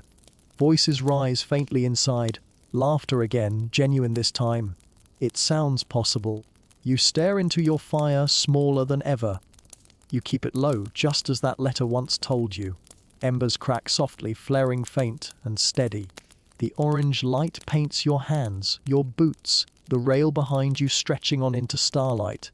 Everything glows for a breath, then cools again, warmth ebbing back to earth. Somewhere behind you the train whistles once more, soft, almost kind. You smile and whisper to no one. Wes, that's the lullaby part. Now the world settles. The night cools. The rails tick with leftover heat. You lie back against your bedroll, trouble grazing nearby, the faint murmur of civilization replacing last month's chaos. The West is quieter now, not tamed, just tired, breathing differently. And as your eyes grow heavy, the last thing you see are stars returning, bright, endless, unbothered by everything mankind has decided below. You think of the land as a slow teacher. You think of survival as its only subject. And you think, with a sleepy half-smile, that boredom might finally be mercy earned. The fire breathes low now, humming against the hush. You roll onto your back, let the sky take you in completely. The last of the wind brushes through dry grass, soft as promise. Far off, a coyote sings, not lonely, just present. The rhythm of it melts into the faint ticking of cooling metal from the depot. You draw a long breath. Every sound seems deliberate, the creak of wood, the whisper of your horse chewing, even your heartbeat thinning with the quiet. The heat fades from the day, replaced by the kind of cold that doesn't bite, just reminds you to stay still a little longer. The stars gather, and the horizon blurs until there's no line between sky and ground. Just one vast breath spread over everything. You trace constellations you half remember, names lost to time, and laugh softly at how small they make you feel. But it's a kind of safety, belonging by vanishing into the bigness of it all. Trouble exhales beside you. Somewhere down the track, a lantern flickers, then goes out. The world darkens by degrees, and oddly, that's comforting. The West finally stops demanding, stops roaring. It just is. You pull your blanket tighter, listening as the silence folds over you, gentler than sleep. The embers fade one by one, until only the glow under your eyelids remains. Tomorrow will come, and the trains will keep shouting through this place. But tonight it remembers how to rest. Your last thought is barely a whisper, keep the fire low. And then, like the land you've walked across, you rest unrushed, untroubled, timeless,